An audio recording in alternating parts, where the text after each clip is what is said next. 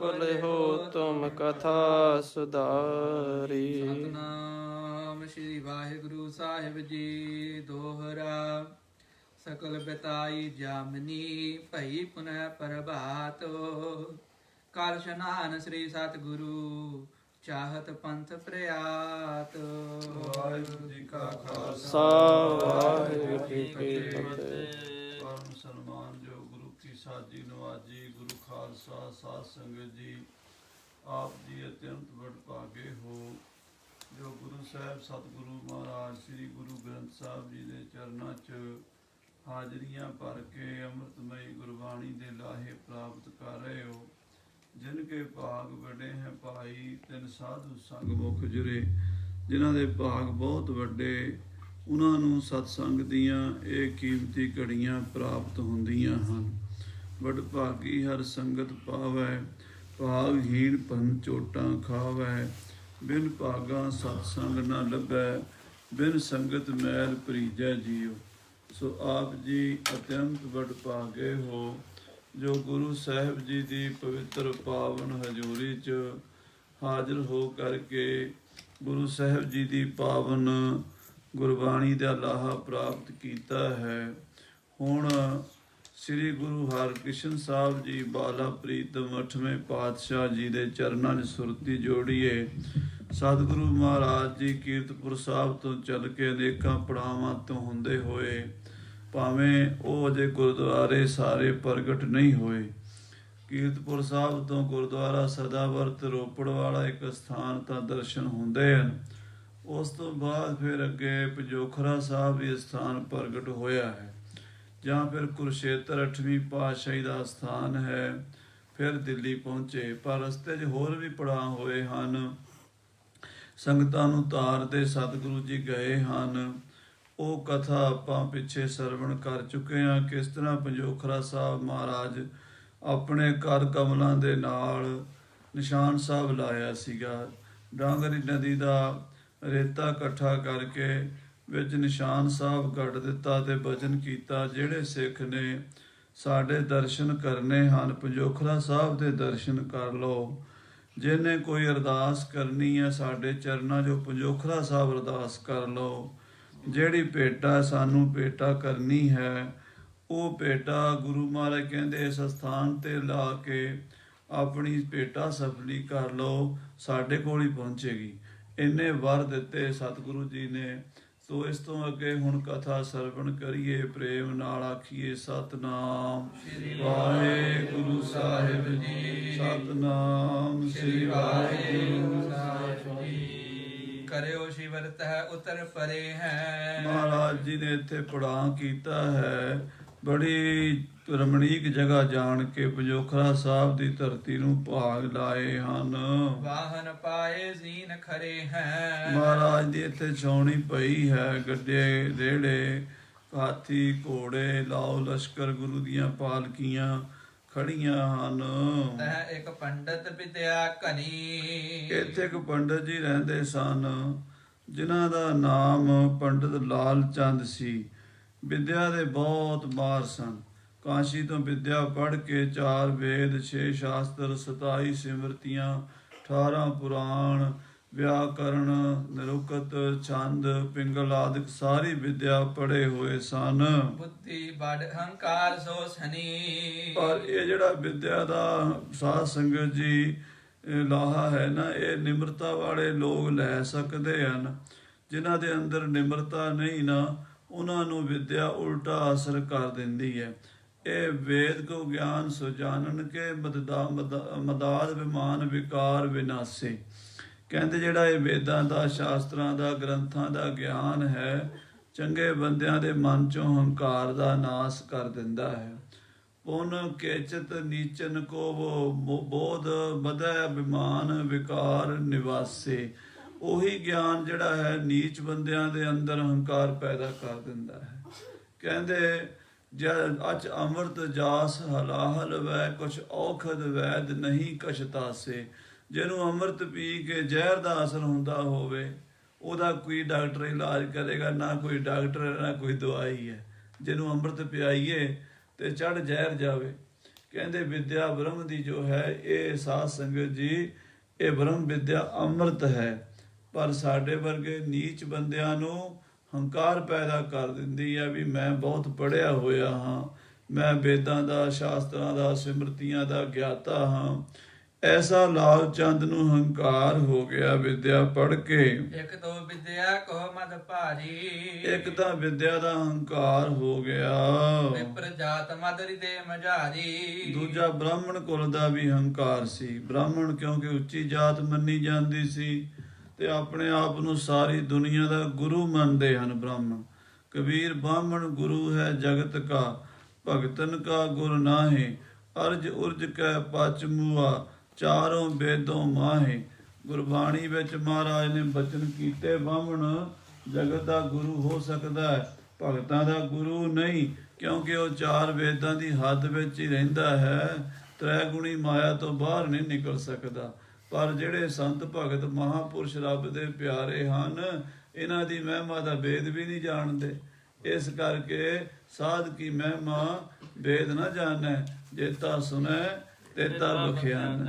ਇਹ ਪਰੇ ਦੀ ਖੇਡ ਹੈ। ਸੋ ਪੰਡਤ ਜਿਹੜਾ ਸੀਗਾ ਉਹ ਆਪਣੇ ਇੱਕ ਤਾਂ ਜਾਤੀ ਦਾ ਅਭਿਮਾਨ ਲਈ ਫਿਰਦਾ ਸੀ, ਇੱਕ ਆਪਣੀ ਵਿਦਿਆ ਦਾ ਅਭਿਮਾਨ ਚੁੱਕੀ ਫਿਰਦਾ ਸੀ। ਆਪਣੇ ਸਾਹਮਣੇ ਜਾਣੈ ਕਾਹੂ, ਆਪਣੇ ਵਰਗਾ ਕਿਸੇ ਨੂੰ ਸਮਝਦਾ ਹੀ ਨਹੀਂ ਸੀ, ਕਿਸੇ ਨੂੰ ਆਪਣੀ ਨਜ਼ਰ ਥੱਲੇ ਨਹੀਂ ਸੀ ਲਿਆਉਂਦਾ, ਸਾਰਿਆਂ ਨੂੰ ਮੂਰਖ ਸਮਝਦਾ ਸੀ, ਆਪ ਸਿਆਣਾ ਬਣਦਾ ਸੀ। ਜੋ ਸਭ ਵਿਦਿਆ ਬਾਧੈ ਸੰਗ ਤਾਹੂ, ਜੇ ਕੋਈ ਵਿਦਵਾਨ ਉਹਨੂੰ ਮਿਲ ਜਾਵੇ, ਕੋਈ ਪੜ੍ਹਿਆ ਲਿਖਿਆ, ਉਹਦੇ ਨਾਲ ਝਗੜਾ ਛੇੜ ਲੈਂਦਾ ਸੀ, ਵਾਦ ਵਿਵਾਦ ਕਰਦਾ ਸੀ। ਆਓ ਪੰਡਤ ਜੀ ਚਰਚਾ ਕਰੀਏ, ਆਓ ਪੰਡਤ ਜੀ ਚਰਚਾ ਕਰੀਏ।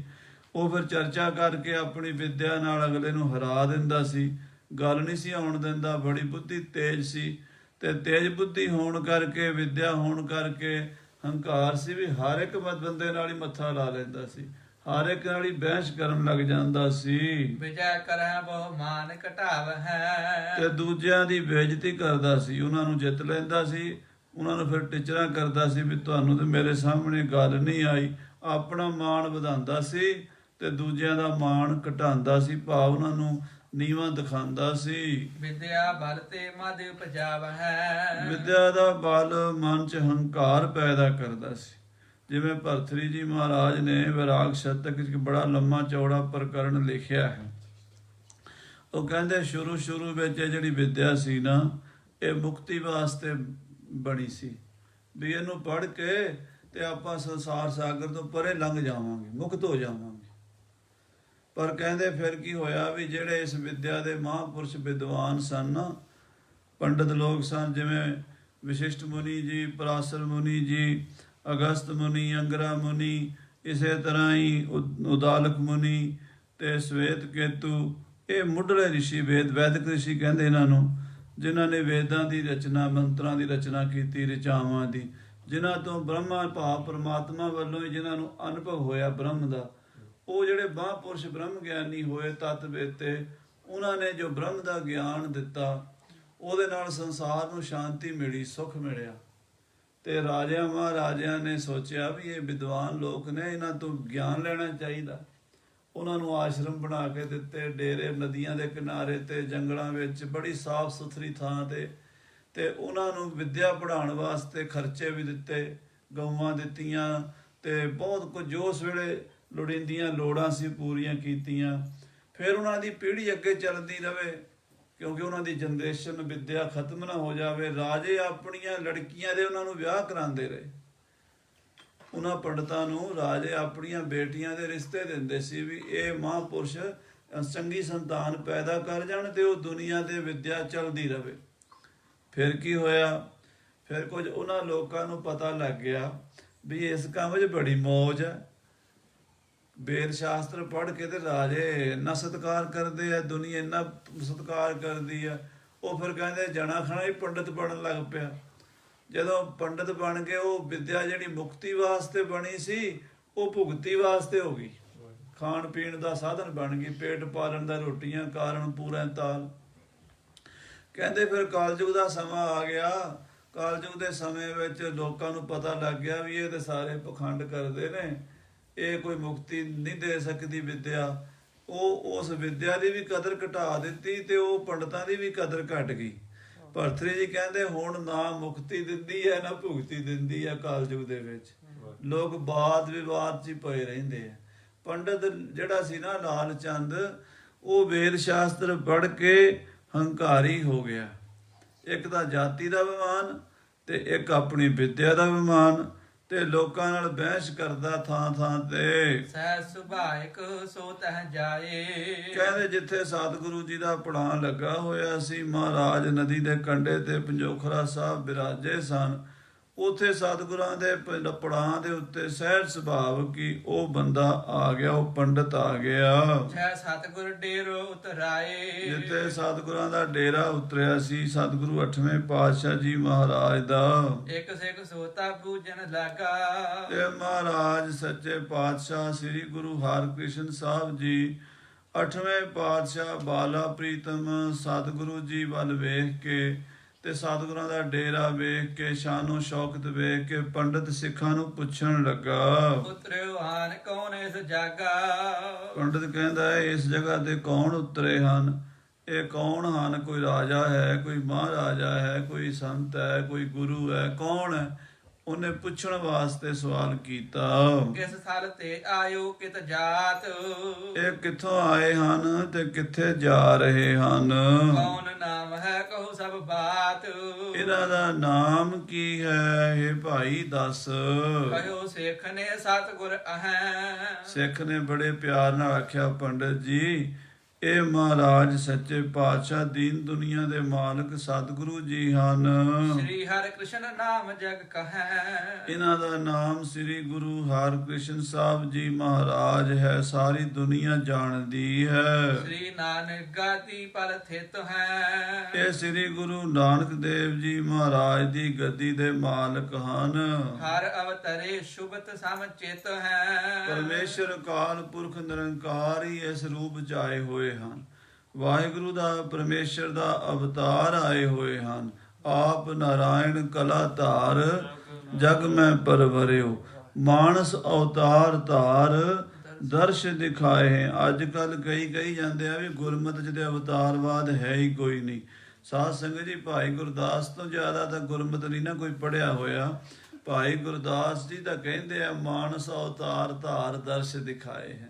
ਮਹਾਰਾਜ ਪਰਮੇਸ਼ਰ ਮਨੁੱਖੀ ਅਵਤਾਰ ਧਾਰਨ ਸਾਡੇ ਵਰਗੇ ਬਣ ਕੇ ਸਾਨੂੰ ਦਰਸ਼ਨ ਦਿੱਤੇ ਹੈ, ਪਰ ਮਹਾਰਾਜ ਸਾਡੇ ਵਰਗੇ ਨਹੀਂ ਹਨ। ਆਖੋ ਸਤਿਨਾਮ ਸ੍ਰੀ ਵਾਹਿਗੁਰੂ। ਉਹਦਾ ਜੋਤ ਸਰੂਪ ਹੈ ਅਕਾਲ ਪੁਰਖ ਨਿਰੰਕਾਰ।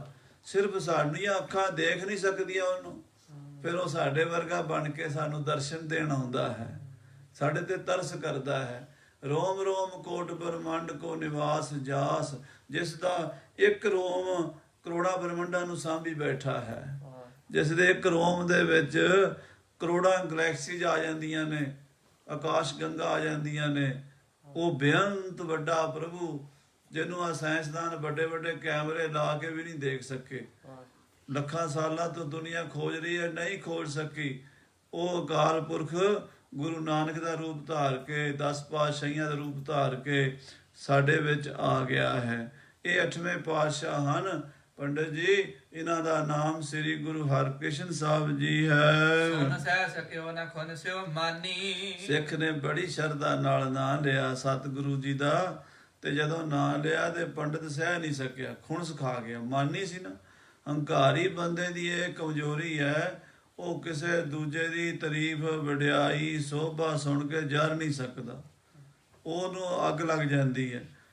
ਪੰਡਤ ਨੂੰ ਮਹਾਰਾਜ ਸਾਹਿਬ ਜੀ ਦਾ ਨਾਂ ਸੁਣ ਕੇ ਬਹੁਤ ਜ਼ਿਆਦਾ ਜਲਨ ਹੋਈ। ਮਦ ਸੋ ਅੰਧਾ ਬੁੱਧ ਹੈਰਾਨੀ। ਹੰਕਾਰ ਨਾਲ ਅੰਨਾ ਸੀ, ਬੁੱਧੀ ਉਹਦੀ ਹੈਰਾਨ ਸੀ, ਹੰਕਾਰ ਨਾਲ ਹੋਈ। ਇੱਕਦਮ ਹੈਰਾਨ ਹੋ ਗਿਆ ਜਦੋਂ ਸਿੱਖ ਨੇ ਸਤਿਗੁਰਾਂ ਦਾ ਨਾਮ ਦੱਸਿਆ।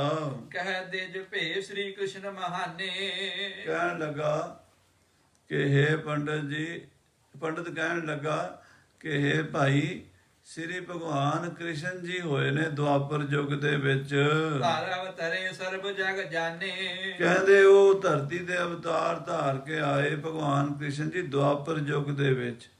ਉਹਨਾਂ ਨੇ ਮਥੁਰਾ ਮੰਡਲ ਦੇ ਵਿੱਚ ਅਵਤਾਰ ਧਾਰਿਆ, ਮਾਤਾ ਦੇਵਕੀ ਪਿਤਾ ਵਾਸਦੇਵ ਦੇ ਘਰ ਤੇ ਦੁਆਪਰ ਯੁੱਗ ਦੀ ਬੜੀ ਭਾਰੀ ਲੀਲਾ ਉਹਨਾਂ ਨੇ ਕੀਤੀ ਹੈ। ਤਿਨ ਤੇ ਭੀ ਨਿਜ ਨਾਮ ਵਡੇਰਾ। ਉਹਨਾਂ ਦਾ ਨਾਮ ਤਾਂ ਸ੍ਰੀ ਕ੍ਰਿਸ਼ਨ ਸੀ, ਇਹ ਉਹਨਾਂ ਤੋਂ ਵੀ ਵੱਡਾ ਨਾਮ ਰਖਾਈ ਬੈਠੇ ਸ੍ਰੀ ਗੁਰੂ ਹਰਿਕ੍ਰਿਸ਼ਨ ਸਾਹਿਬ ਜੀ ਮਹਾਰਾਜ। ਨਾਲੇ ਤੂੰ ਸ੍ਰੀ ਕਿਹਾ, ਨਾਲੇ ਗੁਰੂ ਕਿਹਾ, ਨਾਲੇ ਹਰੀ ਕਿਹਾ, ਨਾਲੇ ਕ੍ਰਿਸ਼ਨ ਕਿਹਾ, ਫਿਰ ਸਾਹਿਬ ਕਿਹਾ, ਫਿਰ ਮਹਾਰਾਜ ਕਿਹਾ। ਸਿੱਖ ਨੇ ਤਾਂ ਆਪਣੇ ਗੁਰੂ ਦਾ ਨਾਂ ਸ਼ਰਧਾ ਨਾਲ ਹੀ ਲੈਣਾ। ਅੱਜ ਕੱਲ੍ਹ ਕਈ ਕੱਚੇ ਪਿੱਲੇ ਅੱਧਾ ਨਾਂ ਮਹਾਰਾਜ ਦਾ ਲਈ ਜਾਂਦੇ, ਨਾਨਕ ਨਾਨਕ ਨਾਨਕ ਕਹਿੰਦਾ। ਇਹ ਵੀ ਸਾਡੇ 'ਚ ਇੱਕ ਨਵਾਂ ਟੋਲਾ ਪੈਦਾ ਹੋ ਗਿਆ, ਬੜੇ ਉਹ ਆਪਣੇ ਆਪ ਨੂੰ ਪੜ੍ਹੇ ਲਿਖੇ ਸਮਝਦੇ ਆ। ਖੈਰ, ਇਹ ਤਾਂ ਸਾਧ ਸੰਗਤ ਜੀ ਜੈਸੀ ਮੱਤ ਦੇ ਤੈਸਾ ਪ੍ਰਕਾਸ਼। ਵਾਹਿਗੁਰੂ ਨੇ ਜਿਹੋ ਜੀ ਮੱਤ ਦੇਣੀ ਹੈ ਉਹੋ ਜਿਹਾ ਪ੍ਰਕਾਸ਼ ਹੋਣਾ। ਪਰ ਮਹਾਰਾਜ ਦਾ ਨਾਂ ਜਦੋਂ ਵੀ ਸਿੱਖ ਲਵੇ ਨਾ, ਪਹਿਲੀ ਗੱਲ ਤਾਂ ਮਹਾਂਪੁਰਸ਼ ਸਿੰਘ ਸਾਹਿਬ ਬਾਬਾ ਸੰਤਾ ਸਿੰਘ ਜੀ ਅਕਾਲੀ, ਅਸੀਂ ਉਹਨਾਂ ਦੇ ਨਾਲ ਜਦੋਂ ਪੜ੍ਹਦੇ ਸੀ ਤੇ ਉਹ ਮਹਾਰਾਜ ਦਾ ਨਾਂ ਨਹੀਂ ਸੀ ਲੈਂਦੇ ਹੁੰਦੇ ਛੇਤੀ ਕੀਤਿਆਂ। ਸਤਿਗੁਰੂ ਕਹਿੰਦੇ ਹੁੰਦੇ, ਸਤਿਗੁਰੂ 10ਵੇਂ, ਸਤਿਗੁਰੂ 8ਵੇਂ, ਸਤਿਗੁਰੂ ਏਦਾਂ ਕਹਿੰਦੇ ਸੀ।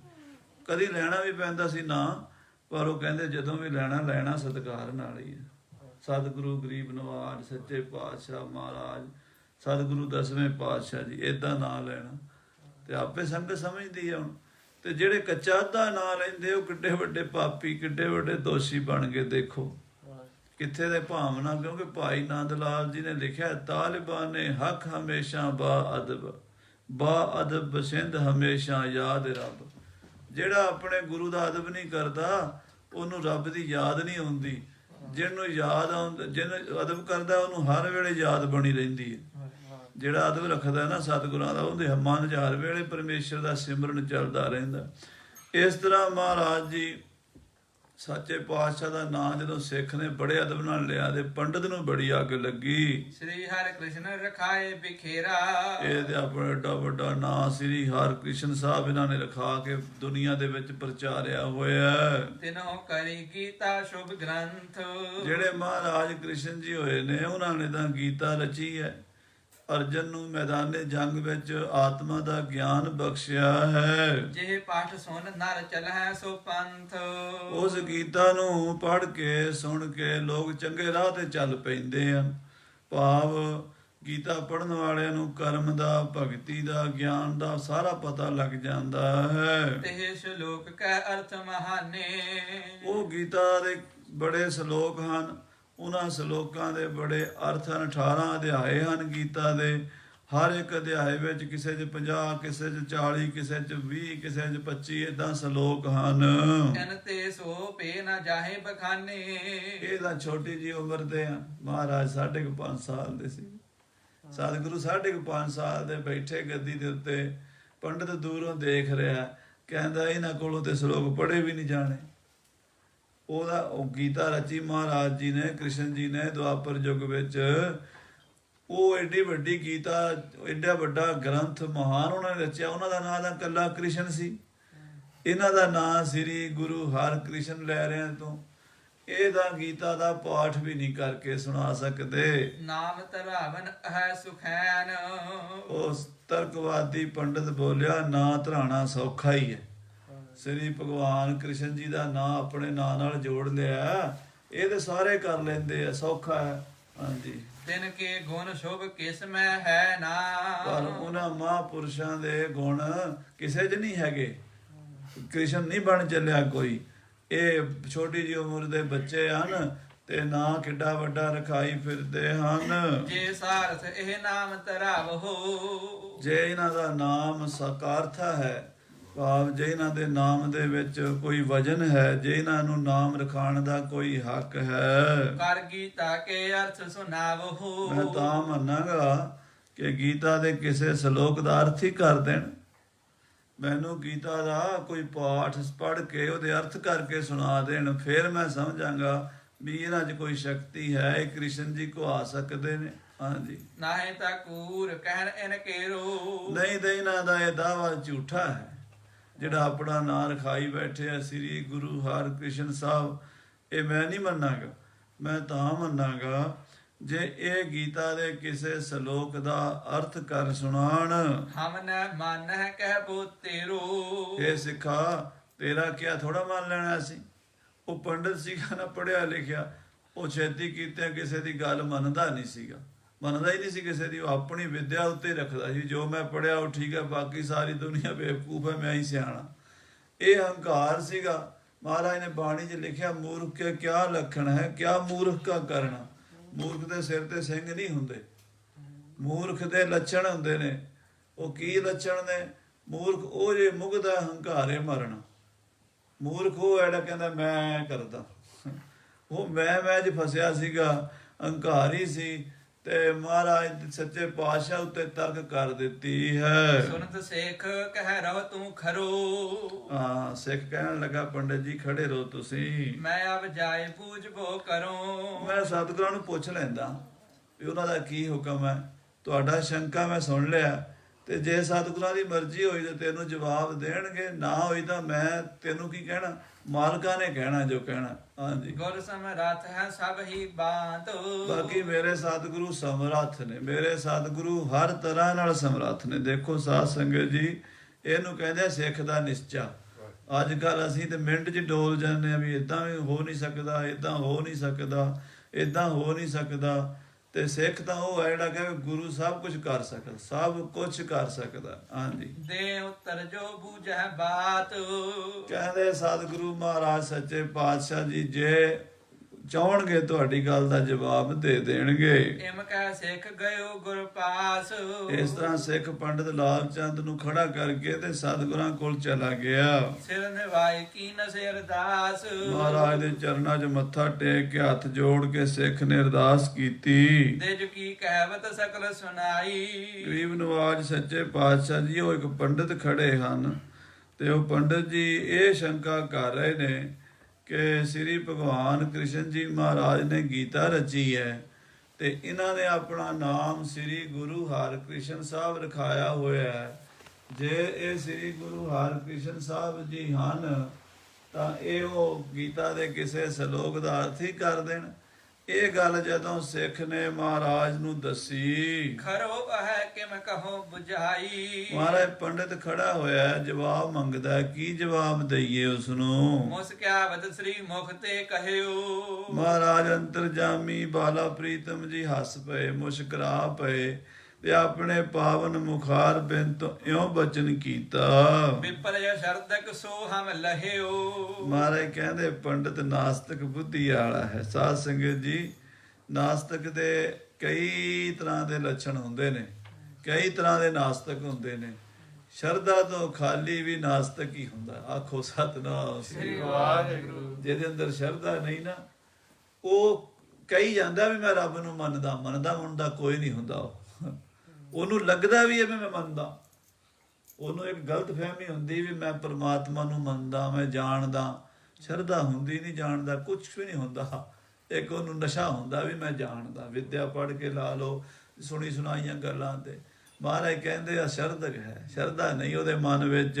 ਚਾਹਤ ਜੇ ਉੱਤਰ ਦੇਬੋ ਤਾਹੀ। ਜੇ ਉਹਨੂੰ ਉੱਤਰ ਦੇਣਾ ਚਾਹੁੰਦੇ ਹੋ ਭਾਈ ਸਿੱਖੋ, ਕਰੋ ਹਕਾਰਨ ਹਮਾਰੇ ਪਾਹੀ। ਉਹਨੂੰ ਸਾਡੇ ਕੋਲ ਬੁਲਾ ਲਓ, ਇੱਥੇ ਲੈ ਆਓ, ਫਿਰ ਜਵਾਬ ਦੇਾਂਗੇ। ਜਿਮ ਚਿਤ ਚਾਹੇ ਤਿਮ ਦੇਹੋ 부ਝਾਈ। ਜਿਵੇਂ ਪੰਡਤ ਜੀ ਚਾਹੁੰਦੇ ਉਵੇਂ ਹੀ ਦੱਸ ਦਿਆਂਗੇ। ਤਰਕਤ ਮਹਾ ਮੂੜ ਕੀ ਨਿਆਈ। ਉਹ ਮੂਰਖਾਂ ਵਾਲੀ ਤਰਕ ਕਰਦਾ। ਸਾਧ ਸੰਗਤ ਜੀ ਦੇਖੋ ਬਚਨ ਕੈਸਾ ਕਮਾਲ ਦਾ। ਤਰਕਤ ਮਹਾ ਮੂੜ ਕੀ ਨਿਆਈ, ਮੂਰਖਾਂ ਦੀ ਤਰ੍ਹਾਂ ਤਰਕ ਕਰਦਾ। ਇਹਦਾ ਮਤਲਬ ਵੀ ਤਰਕ ਮੂਰਖ ਵੀ ਕਰਦੇ ਹੁੰਦੇ ਨੇ, ਤੇ ਜ਼ਿਆਦਾ ਤਰਕ ਹੀ ਮੂਰਖ ਹੀ ਕਰਦੇ ਨੇ। ਆਖੋ ਸ੍ਰੀ ਵਾਹਿਗੁਰੂ। ਤਰਕ ਚੰਗੇ ਕੰਮ ਲਈ ਵੀ ਹੁੰਦੀ ਹੈ, ਕਿਸੇ ਨੂੰ ਸਮਝਾਉਣਾ ਹੋਵੇ ਉਹਨੂੰ ਦਲੀਲ ਦੇ ਕੇ ਸਮਝਾਇਆ ਜਾਂਦਾ, ਉਹ ਵੀ ਤਰਕ ਹੁੰਦੀ ਹੈ। ਪਰ ਪੁੱਠੇ ਰਾਹ ਪਾਣਾ ਹੋਵੇ ਤੇ ਉਹ ਵੀ ਉਹਨੂੰ ਕੁਤਰਕ ਕਹਿੰਦੇ ਹਨ। ਤੇ ਮਹਾਮੂਰਖ ਜਿਹੜੇ ਉਹ ਬਹੁਤ ਹੀ ਤਰਕ ਕਰਦੇ। ਬਾਣੀ ਕਹਿੰਦੀ ਤਰਕ ਨਾ ਚਾਹ ਭਰਮੀਆਂ ਚਾਹ। ਜੇ ਤੂੰ ਤਰਕਾਂ ਕਰੇਗਾ ਭਰਮ ਜਾਏਗਾ, ਇਸ ਕਰਕੇ ਤਰਕਾਂ ਨਾ ਕਰ। ਤਰਕ ਨਾ ਚਾਹ, ਤਰਕ ਨਾ ਖੜੀ ਕਰ, ਭਰਮੀਆਂ ਚਾਹ, ਫਿਰ ਤੂੰ ਭਰਮ ਜਾਏਗਾ। ਸੋ ਉਹ ਮੂਰਖਾਂ ਵਾਲੀ ਤਰਕ ਕਰ ਰਿਹਾ ਹੈ। ਬੁੱਧ ਬਿਲੋਚਨ ਨਿਰਮਲ ਚਾਰ। ਮਹਾਰਾਜ ਕਹਿੰਦੇ ਆ ਜਿਹੜੀ ਬੁੱਧੀ ਦੀਆਂ ਅੱਖਾਂ ਨੇ ਇਹ ਬੜੀਆਂ ਪਵਿੱਤਰ ਨਿਰਮਲ ਹੁੰਦੀਆਂ ਨੇ। ਹੋਤ ਮੋਤੀਆ ਦੁਖ ਹੰਕਾਰ। ਪਰ ਇਸ ਬੁੱਧੀ ਦੀ ਅੱਖ ਵਿੱਚ ਹੰਕਾਰ ਦਾ ਮੋਤੀਆ ਆ ਜਾਂਦਾ। ਆਖੋ ਸ੍ਰੀ ਵਾਹਿਗੁਰੂ। ਅੱਖਾਂ ਦੇ ਵਿੱਚ ਇੱਕ ਮੋਤੀਆ ਹੁੰਦਾ, ਚਿੱਟਾ ਮੋਤੀਆ ਤੇ ਕਾਲਾ ਮੋਤੀਆ। ਉਹ ਜਦੋਂ ਆ ਜਾਂਦਾ ਫਿਰ ਦਿਸ਼ਣੋਂ ਬੰਦ। ਡਾਕਟਰ ਲੋਕ ਆਪਰੇਸ਼ਨ ਕਰਕੇ ਮੋਤੀਆ ਕੱਢ ਦਿੰਦੇ। ਤੇ ਅੱਖ ਦਿਖਣ ਲੱਗ ਜਾਂਦੀ ਕੰਮ ਕਰ।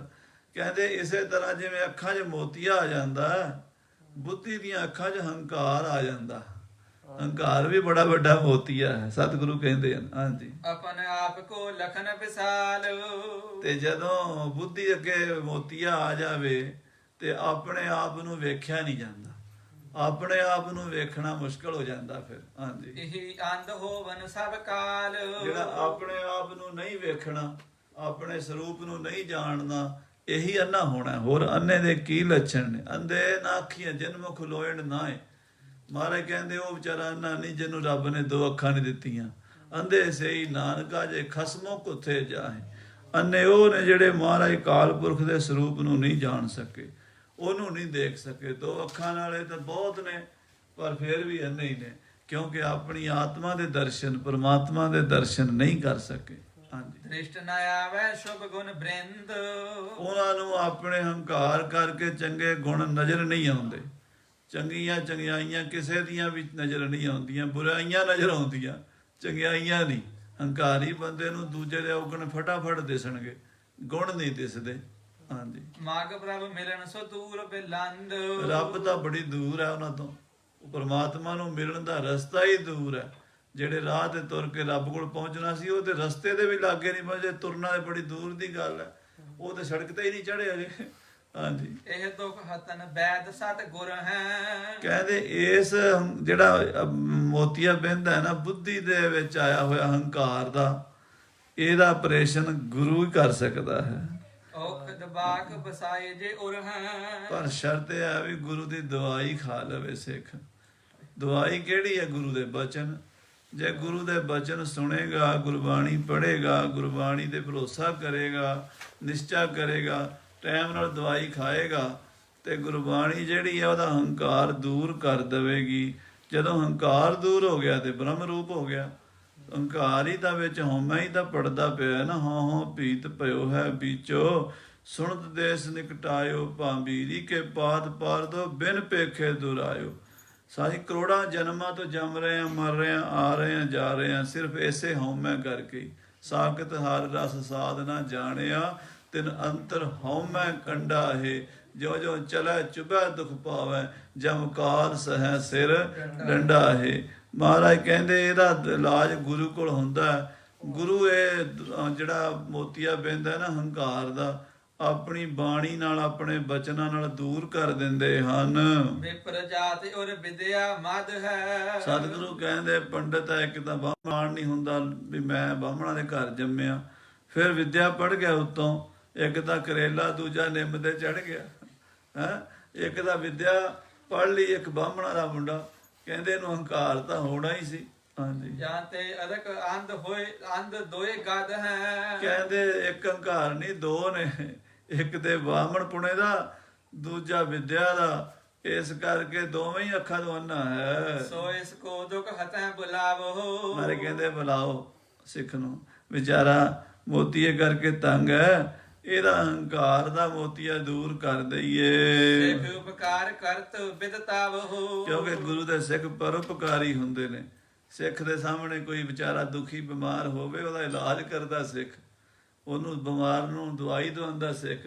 ਤੂੰ ਗੁਰੂ ਦਾ ਸਿੱਖ ਹੈ, ਜਾਂ ਪੰਡਤ ਨੂੰ ਲੈ ਗਿਆ, ਉਹਦਾ ਆਪਰੇਸ਼ਨ ਕਰੀਏ। ਸੁਣ ਕਰ ਗਇਓ ਵਿਪਰ ਸੋ ਭਾਖਾ। ਆਹੋ, ਸਿੱਖ ਗਿਆ ਪੰਡਤ ਦੇ ਕੋਲ ਜਾ ਕੇ ਹੱਥ ਜੋੜ ਕੇ ਬੜੇ ਪਿਆਰ ਨਾਲ ਕਹਿਣ ਲੱਗਾ, ਗੁਰ ਟਿਕ ਚਲੋ ਬੂਝ ਅਬਿਲਾਖਾ। ਪੰਡਤ ਜੀ ਤੁਹਾਨੂੰ ਸਤਿਗੁਰੂ ਜੀ ਨੇ ਬੁਲਾਇਆ ਹੈ, ਤੇ ਜੋ ਵੀ ਤੁਹਾਡੀ ਇੱਛਾ ਹੈ ਨਾ, ਉਹ ਸਤਿਗੁਰਾਂ ਕੋਲੋਂ ਪੁੱਛ ਲਵੋ। ਸਭ ਤੁਝ ਕਹਿ ਬੋ ਜਾਏ ਸੁਨਾਇਓ। ਮੈਂ ਤੁਹਾਡਾ ਸੁਨੇਹਾ ਸਾਰਾ, ਮੈਂ ਤਾਂ ਜਿਵੇਂ ਤੁਸੀਂ ਕਿਹਾ ਸੀ ਨਾ, ਮੈਂ ਉਵੇਂ ਹੀ ਕਿਹਾ, ਸਤਿਗੁਰਾਂ ਨੂੰ ਦੱਸ ਦਿੱਤਾ, ਤੇ ਸਤਿਗੁਰਾਂ ਨੇ ਤੁਹਾਨੂੰ ਆਪਣੇ ਕੋਲ ਬੁਲਾਇਆ ਹੈ। ਸੁਨ ਸ੍ਰੀ ਪ੍ਰਭ ਨੇ ਨਿਕਟ ਬੁਲਾਇਓ। ਆਪ ਜੀ ਨੂੰ ਪੰਡਤ ਜੀ ਸਤਿਗੁਰੂ ਜੀ ਨੇ ਬੇਨਤੀ ਮੇਰੀ ਸੁਣ ਕੇ ਬੁਲਾ ਲਿਆ ਹੈ। ਐਮ ਸੁਨ ਵਿਪਰ ਚੌਂਪ ਕਰ ਚਾਲਾ। ਪੰਡਤ ਬੜਾ ਹੈਰਾਨ ਵੀ ਹੋਇਆ, ਚੌਂਪ ਨਾਲ ਤੁਰ ਪਿਆ ਵੀ ਉਹ ਮੈਂ ਤਾਂ ਅੱਜ ਤਾਈਂ ਕਿਸੇ ਤੋਂ ਹਾਰਿਆ ਹੀ ਨਹੀਂ। ਮੈਂ ਤਾਂ ਪੰਡਤ ਬੜੇ ਬੜੇ ਵੱਡੇ ਹਰਾ ਦਿੱਤੇ, ਤੇ ਇਹ ਤਾਂ ਬੱਚੇ ਜੇ ਹਨ ਛੋਟੇ 5 ਸਾਲ ਦੇ ਹੈ, ਇਹਨਾਂ ਨੇ ਮੇਰਾ ਕੀ ਸਵਾਲ ਦੇ ਜਵਾਬ ਦੇ ਲੈਣਾ। ਇਸ ਤਰ੍ਹਾਂ ਤੁਰ ਪਿਆ। ਸੰਸੈ ਪ੍ਰਸ਼ਨ ਵਿਚਾਰ ਵਿਸਾਲਾ। ਮਨ ਦੇ ਵਿੱਚ ਬੜੇ ਸਵਾਲ ਹੀ ਸੋਚਣ ਲੱਗ ਪਿਆ ਵੀ ਹੁਣ ਮੈਂ ਕੀ ਪੁੱਛਣਾ, ਕਿਹੜਾ ਸਵਾਲ ਕਰਨਾ। ਪੜ੍ਹੇ ਲਿਖਿਆਂ ਨੂੰ ਤਾਂ ਉਹ ਆਪਣੀ ਕਿਤਾਬਾਂ ਹੀ ਫਰੋਲਣੀਆਂ ਪੈਂਦੀਆਂ ਨਾ। ਤੇ ਮਹਾਂਪੁਰਸ਼ਾਂ ਦੇ ਤਿਉਹਾਰ ਵੇਲੇ ਉੱਪਰੋਂ ਚਸ਼ਮਾ ਚੱਲਦਾ ਰਹਿੰਦਾ ਪਹਾੜਾਂ ਤੋਂ, ਜਿਵੇਂ ਗੰਗਾ ਗਿਰਦੀ ਹੈ।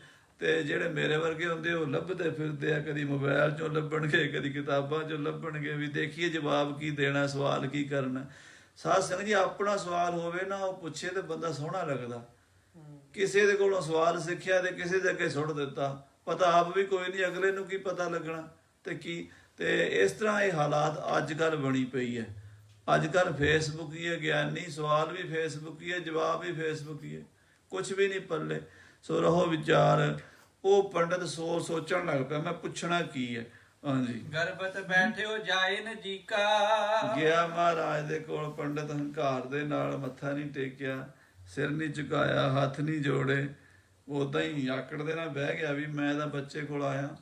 ਸਤਿਗੁਰਾਂ ਨੂੰ, ਪਰਮੇਸ਼ਰ ਨੂੰ ਪਛਾਣ ਹੀ ਨਹੀਂ ਸਕਿਆ, ਕਿਉਂਕਿ ਅੱਖਾਂ ਦੇ ਉੱਤੇ ਉਹ ਮੋਤੀਆ ਉਤਰਿਆ ਹੋਇਆ ਸੀ ਨਾ, ਉਹ ਮੋਤੀਆ ਨਜ਼ਰ ਨਹੀਂ ਆਉਣ ਦਿੰਦਾ। ਹਾਂਜੀ, ਪਿੱਖ ਬੋਲੇ ਸੋਢੀ ਕੁਲ ਟੀਕਾ। ਸੋਢੀ ਕੁਲ ਦੇ ਦੀਪਕ 8ਵੇਂ ਪਾਤਸ਼ਾਹ ਮਹਾਰਾਜ ਪੰਡਤ ਜੀ ਵੱਲ ਵੇਖ ਕੇ ਬੋਲੇ, ਕਹੋ ਦੇ ਜਬਰ ਕਿਆ ਬੂਝਿਓ ਚਾਹੈ। ਹਾਂ ਪੰਡਤ ਜੀ, ਜੀ ਆਇਆਂ ਨੂੰ, ਬੈਠੋ। ਕੀ ਪੁੱਛਣਾ ਚਾਹੁੰਦੇ ਹੋ? ਕੀ ਤੁਹਾਡਾ ਸਵਾਲ ਹੈ, ਦੱਸੋ। ਬਿਦਤ ਬਤਾਵਹੁ ਜਿਮ ਚਿਤ ਹੈ। ਜੋ ਵੀ ਮਨ ਦੇ ਵਿੱਚ ਗੱਲ ਹੈ ਨਾ, ਉਹ ਖੁੱਲ ਕੇ ਦੱਸੋ। ਦਿਜ ਤਬ ਕਹਿਓ ਕ੍ਰਿਸ਼ਨ ਅਵਤਾਰ। ਤੇ ਪੰਡਤ ਕਹਿਣ ਲੱਗਾ, ਜੀ ਮੈਂ ਪੁੱਛਣਾ ਇਹ ਚਾਹੁੰਦਾ ਵੀ ਜਿਨ੍ਹਾਂ ਦਾ ਨਾਮ ਤੁਸੀਂ ਲਈ ਫਿਰਦੇ ਹੋ, ਉਹਨਾਂ ਦਾ ਤਾਂ ਬਹੁਤ ਵੱਡਾ ਰੁਤਬਾ ਸੀ। ਉਹ ਭਗਵਾਨ ਸ੍ਰੀ ਕ੍ਰਿਸ਼ਨ ਜੀ ਦੁਆਪਰ ਯੁੱਗ 'ਚ ਅਵਤਾਰ ਹੋਏ ਹਨ। ਦੇ ਜਿਨਹੁ ਕੇ ਗਿਆਨ ਉਦਾਰ। ਉਹਨਾਂ ਦੇ ਮਨ ਵਿੱਚ ਬੜਾ ਗਿਆਨ ਸੀ, ਬੇਅੰਤ ਗਿਆਨ ਦੇ ਭੰਡਾਰੇ ਸਨ ਸ੍ਰੀ ਕ੍ਰਿਸ਼ਨ ਜੀ। ਬ੍ਰਹਮ ਗਿਆਨ ਮੈ ਗੀਤਾ ਕੀਨਸ। ਉਹਨਾਂ ਨੇ ਬ੍ਰਹਮ ਗਿਆਨ ਰੂਪੀ ਗੀਤਾ ਰਚੀ ਸੀ। ਸਾਰੀ ਗੀਤਾ ਬ੍ਰਹਮ ਦਾ ਹੀ ਗਿਆਨ ਹੈ, ਆਤਮਾ ਦਾ ਹੀ ਗਿਆਨ ਹੈ। ਤੇ ਕਰਮ ਵੀ ਦੱਸਿਆ, ਭਗਤੀ ਵੀ ਦੱਸੀ ਹੈ, ਗਿਆਨ ਵੀ ਦੱਸਿਆ, ਸਾਰੇ ਰਾਹ ਗੀਤਾ 'ਚ ਦੱਸੇ ਹਨ। ਜੇ ਪੜ ਸੁਣ ਕੇ ਲੈ ਸਭ ਚੀਨਸ। ਜਿਹੜਾ ਗੀਤਾ ਨੂੰ ਪੜ੍ਹਦਾ ਸੁਣਦਾ ਉਹਨੂੰ ਸਭ ਪਤਾ ਲੱਗ ਜਾਂਦਾ, ਤੇ ਲੱਖਾਂ ਲੋਕ ਗੀਤਾ ਤੋਂ ਗਿਆਨ ਲੈ ਰਹੇ ਹਨ। ਤਿਨ ਨਾਮਨ ਤੇ ਤੁਮ ਅਧਿਕਾਇਓ। ਪਰ ਤੁਸੀਂ ਜੀ ਆਪਣਾ ਨਾਂ ਕ੍ਰਿਸ਼ਨ ਜੀ ਨਾਲੋਂ ਵੀ ਵੱਡਾ ਰਖਾਈ ਫਿਰਦੇ ਹੋ। ਮੈਨੂੰ ਇਹ ਇਤਰਾਜ਼ ਹੈ ਵੀ ਉਹਨਾਂ ਦਾ ਨਾਂ ਦਾ ਸ੍ਰੀ ਕ੍ਰਿਸ਼ਨ ਸੀ, ਤੇ ਤੁਸੀਂ ਸ੍ਰੀ ਗੁਰੂ ਹਰਿ ਕ੍ਰਿਸ਼ਨ ਸਾਹਿਬ ਰਖਵਾਈ ਬੈਠੇ ਹੋ ਆਪਣਾ ਨਾਮ। ਸ੍ਰੀ ਹਰਿ ਕ੍ਰਿਸ਼ਨ ਨਾਮ ਰਖਵਾਇਓ। ਆਪਣਾ ਨਾਮ ਸ੍ਰੀ ਗੁਰੂ ਹਰਿ ਕ੍ਰਿਸ਼ਨ ਸਾਹਿਬ ਜੀ ਰਖਵਾਇਆ ਹੋਇਆ ਹੈ। ਪੁਨ ਗੁਰ ਗਾਦੀ ਪਰਥਿਤ ਹੋ। ਫਿਰ ਤੁਸੀਂ ਗੁਰੂ ਨਾਨਕ ਦੀ ਗੱਦੀ ਤੇ ਵਿਰਾਜੇ ਹੋ। ਗੁਰੂ ਨਾਮ ਆਪਣੋ ਜਗ ਲਹੋ। ਤੁਹਾਨੂੰ ਸਾਰੇ ਗੁਰੂ ਕਹਿੰਦੇ ਆ, ਤੁਸੀਂ ਗੁਰੂ ਕਹਾਉਂਦੇ ਹੋ। ਗੀਤਾ ਵਿਖੇ ਪ੍ਰਸ਼ਨ ਵਡ ਮੇਰੇ ਗੀਤਾ ਦੇ ਮਾਮਲੇ 'ਚ ਕੁਝ ਸਵਾਲ ਹਨ। ਮੈਂ ਗੀਤਾ ਦੇ ਉੱਤੇ ਹੀ ਤੁਹਾਡੇ ਨਾਲ ਗੱਲਬਾਤ ਕਰਨੀ ਹੈ। ਗੀਤਾ ਦੇ ਵਾਸਤੇ ਕੁਝ ਮੈਂ ਪੁੱਛਣਾ ਚਾਹੁੰਦਾ ਤੁਹਾਡੇ ਪਾਸੋਂ। ਉੱਤਰ ਦਿਓ ਤੁਮ ਸੁਨੇ ਬਡੇਰੇ। ਕਿਉਂਕਿ ਤੁਸੀਂ ਵੱਡੇ ਮਹਾਂਪੁਰਸ਼ ਹੋ, ਤੇ ਮੈਂ ਉਮੀਦ ਕਰਦਾ ਵੀ ਤੁਸੀਂ ਉੱਤਰ ਮੇਰੇ ਸਵਾਲਾਂ ਦਾ ਜਵਾਬ ਸਹੀ ਦਿਓਗੇ। ਜੋ ਸ੍ਰੀ ਕ੍ਰਿਸ਼ਨ ਬਨਾਵਨ ਕੀਨ। ਜੋ ਮਹਾਰਾਜ ਕ੍ਰਿਸ਼ਨ ਜੀ ਨੇ ਗੀਤਾ ਰਚੀ ਹੈ, ਉਹਦੇ ਪਰਥਾਏ ਜੋ ਮੇਰੇ ਪ੍ਰਸ਼ਨ ਹਨ, ਮੇਰੇ ਕੁਝ ਕੁਐਸਚਨ ਹਨ, ਆਪ ਜੀ ਕਿਰਪਾ ਕਰਕੇ ਉਹਨਾਂ ਦਾ ਉੱਤਰ ਦੇ ਦਿਓ। ਅਰਥ ਕਰੋ ਜੇ ਲੇਵੋ ਚੀਨ। ਜੇ ਆਪ ਜੀ ਕਿਰਪਾ ਕਰਕੇ ਗੀਤਾ ਦੇ ਕੁਝ ਸ਼ਲੋਕਾਂ ਦੇ ਅਰਥ ਕਰ ਦਿਓ, ਤਾਂ ਮੈਂ ਜਾਣ ਲਵਾਂਗਾ ਵੀ ਇਹਦੇ ਸਹੀ ਅਰਥ ਇਹ ਹਨ। ਸਾਰਥ ਜਾਨੋ ਨਾਮ ਤੁਮਾਰੋ। ਨਾਲੇ ਮੈਨੂੰ ਤੁਹਾਡੇ ਨਾਮ ਤੇ ਜਿਹੜਾ ਸ਼ੰਕਾ ਹੋ ਰਿਹਾ ਉਹ ਦੂਰ ਹੋ ਜਾਵੇਗਾ। ਨਾਹੇ ਤਾਂ ਨੀਕੇ ਨਹੀਂ ਨਿਹਾਰੋ। ਨਹੀਂ ਤਾਂ ਮੈਂ ਸਮਝਾਂਗਾ ਵੀ ਏਦਾਂ ਤੁਹਾਨੂੰ ਨਾਂ ਨਹੀਂ ਰਖਾਉਣਾ ਚਾਹੀਦਾ। ਐਡੇ ਵੱਡੇ ਅਵਤਾਰਾਂ ਵਾਲਾ ਨਾਮ ਆਪਣਾ ਰਖਾ ਲਿਆ ਤੁਸੀਂ, ਤੇ ਗੁਰੂ ਬਣ ਕੇ ਮੱਥਾ ਟਿਕਾ ਰਹੇ ਹੋ। ਸ੍ਰੀ ਹਰਿ ਕ੍ਰਿਸ਼ਨ ਸੁਨਤ ਬਚ ਕਹਿਓ। ਪੰਡਤ ਲਾਲ ਚੰਦ ਦੀ ਗੱਲ ਸੁਣ ਕੇ ਸਤਿਗੁਰੂ ਸਾਹਿਬ ਜੀ ਮਹਾਰਾਜ ਸੱਚੇ ਪਾਤਸ਼ਾਹ ਗੁਰੂ ਹਰਿਕ੍ਰਿਸ਼ਨ ਸਾਹਿਬ ਜੀ ਬੋਲੇ, ਬਾਦੀ ਵਿਪਰ ਜਾਤ ਕੋ ਲਹਿਓ। ਮਹਾਰਾਜ ਜਾਣਗੇ ਵੀ ਇੱਕ ਤਾਂ ਹੰਕਾਰੀ ਹੈ ਬ੍ਰਾਹਮਣ ਜਾਤ ਦਾ, ਤੇ ਬ੍ਰਾਹਮਣ ਦਾ ਅਰਥ ਤਾਂ ਵੈਸੇ ਤਾਂ ਹੁੰਦਾ ਬ੍ਰਹਮ ਦੀ ਵਿਚਾਰ ਕਰਨ ਵਾਲਾ ਬ੍ਰਾਹਮਣ। ਸੋ ਬ੍ਰਾਹਮਣ ਜੋ ਬਿੰਦਾ ਬ੍ਰਹਮ, ਜਿਹੜਾ ਬ੍ਰਹਮ ਦੀ ਵਿਚਾਰ ਕਰਦਾ, ਬ੍ਰਹਮ ਨੂੰ ਜਾਣਦਾ, ਉਹਨੂੰ ਕਹਿੰਦੇ ਬ੍ਰਾਹਮਣ। ਬਾਣੀ 'ਚ ਮਹਾਰਾਜ ਨੇ ਲਿਖਿਆ, ਸੋ ਬ੍ਰਾਹਮਣ ਜੇ ਬਿੰਦਾ ਬ੍ਰਹਮ, ਜਪ ਤਪ ਸੰਜਮ ਕਮਾਵੈ ਕਰਮ, ਸੀਲ ਸੰਤੋਖ ਕਾ ਰੱਖੈ ਧਰਮ, ਬੰਧਨ ਤੋੜੈ ਹੋਵੈ ਮੁਕਤ, ਸੋਈ ਬ੍ਰਾਹਮਣ ਪੂਜਣ ਜੁਗਤ। ਜਿਹੜਾ ਇਦਾਂ ਦਾ ਬ੍ਰਾਹਮਣ ਹੈ ਉਹਨੂੰ ਨਮਸਕਾਰ ਹੈ। ਪਰ ਇੱਕ ਬਾਹਮਣ ਵੀ ਹੁੰਦਾ ਹੈ।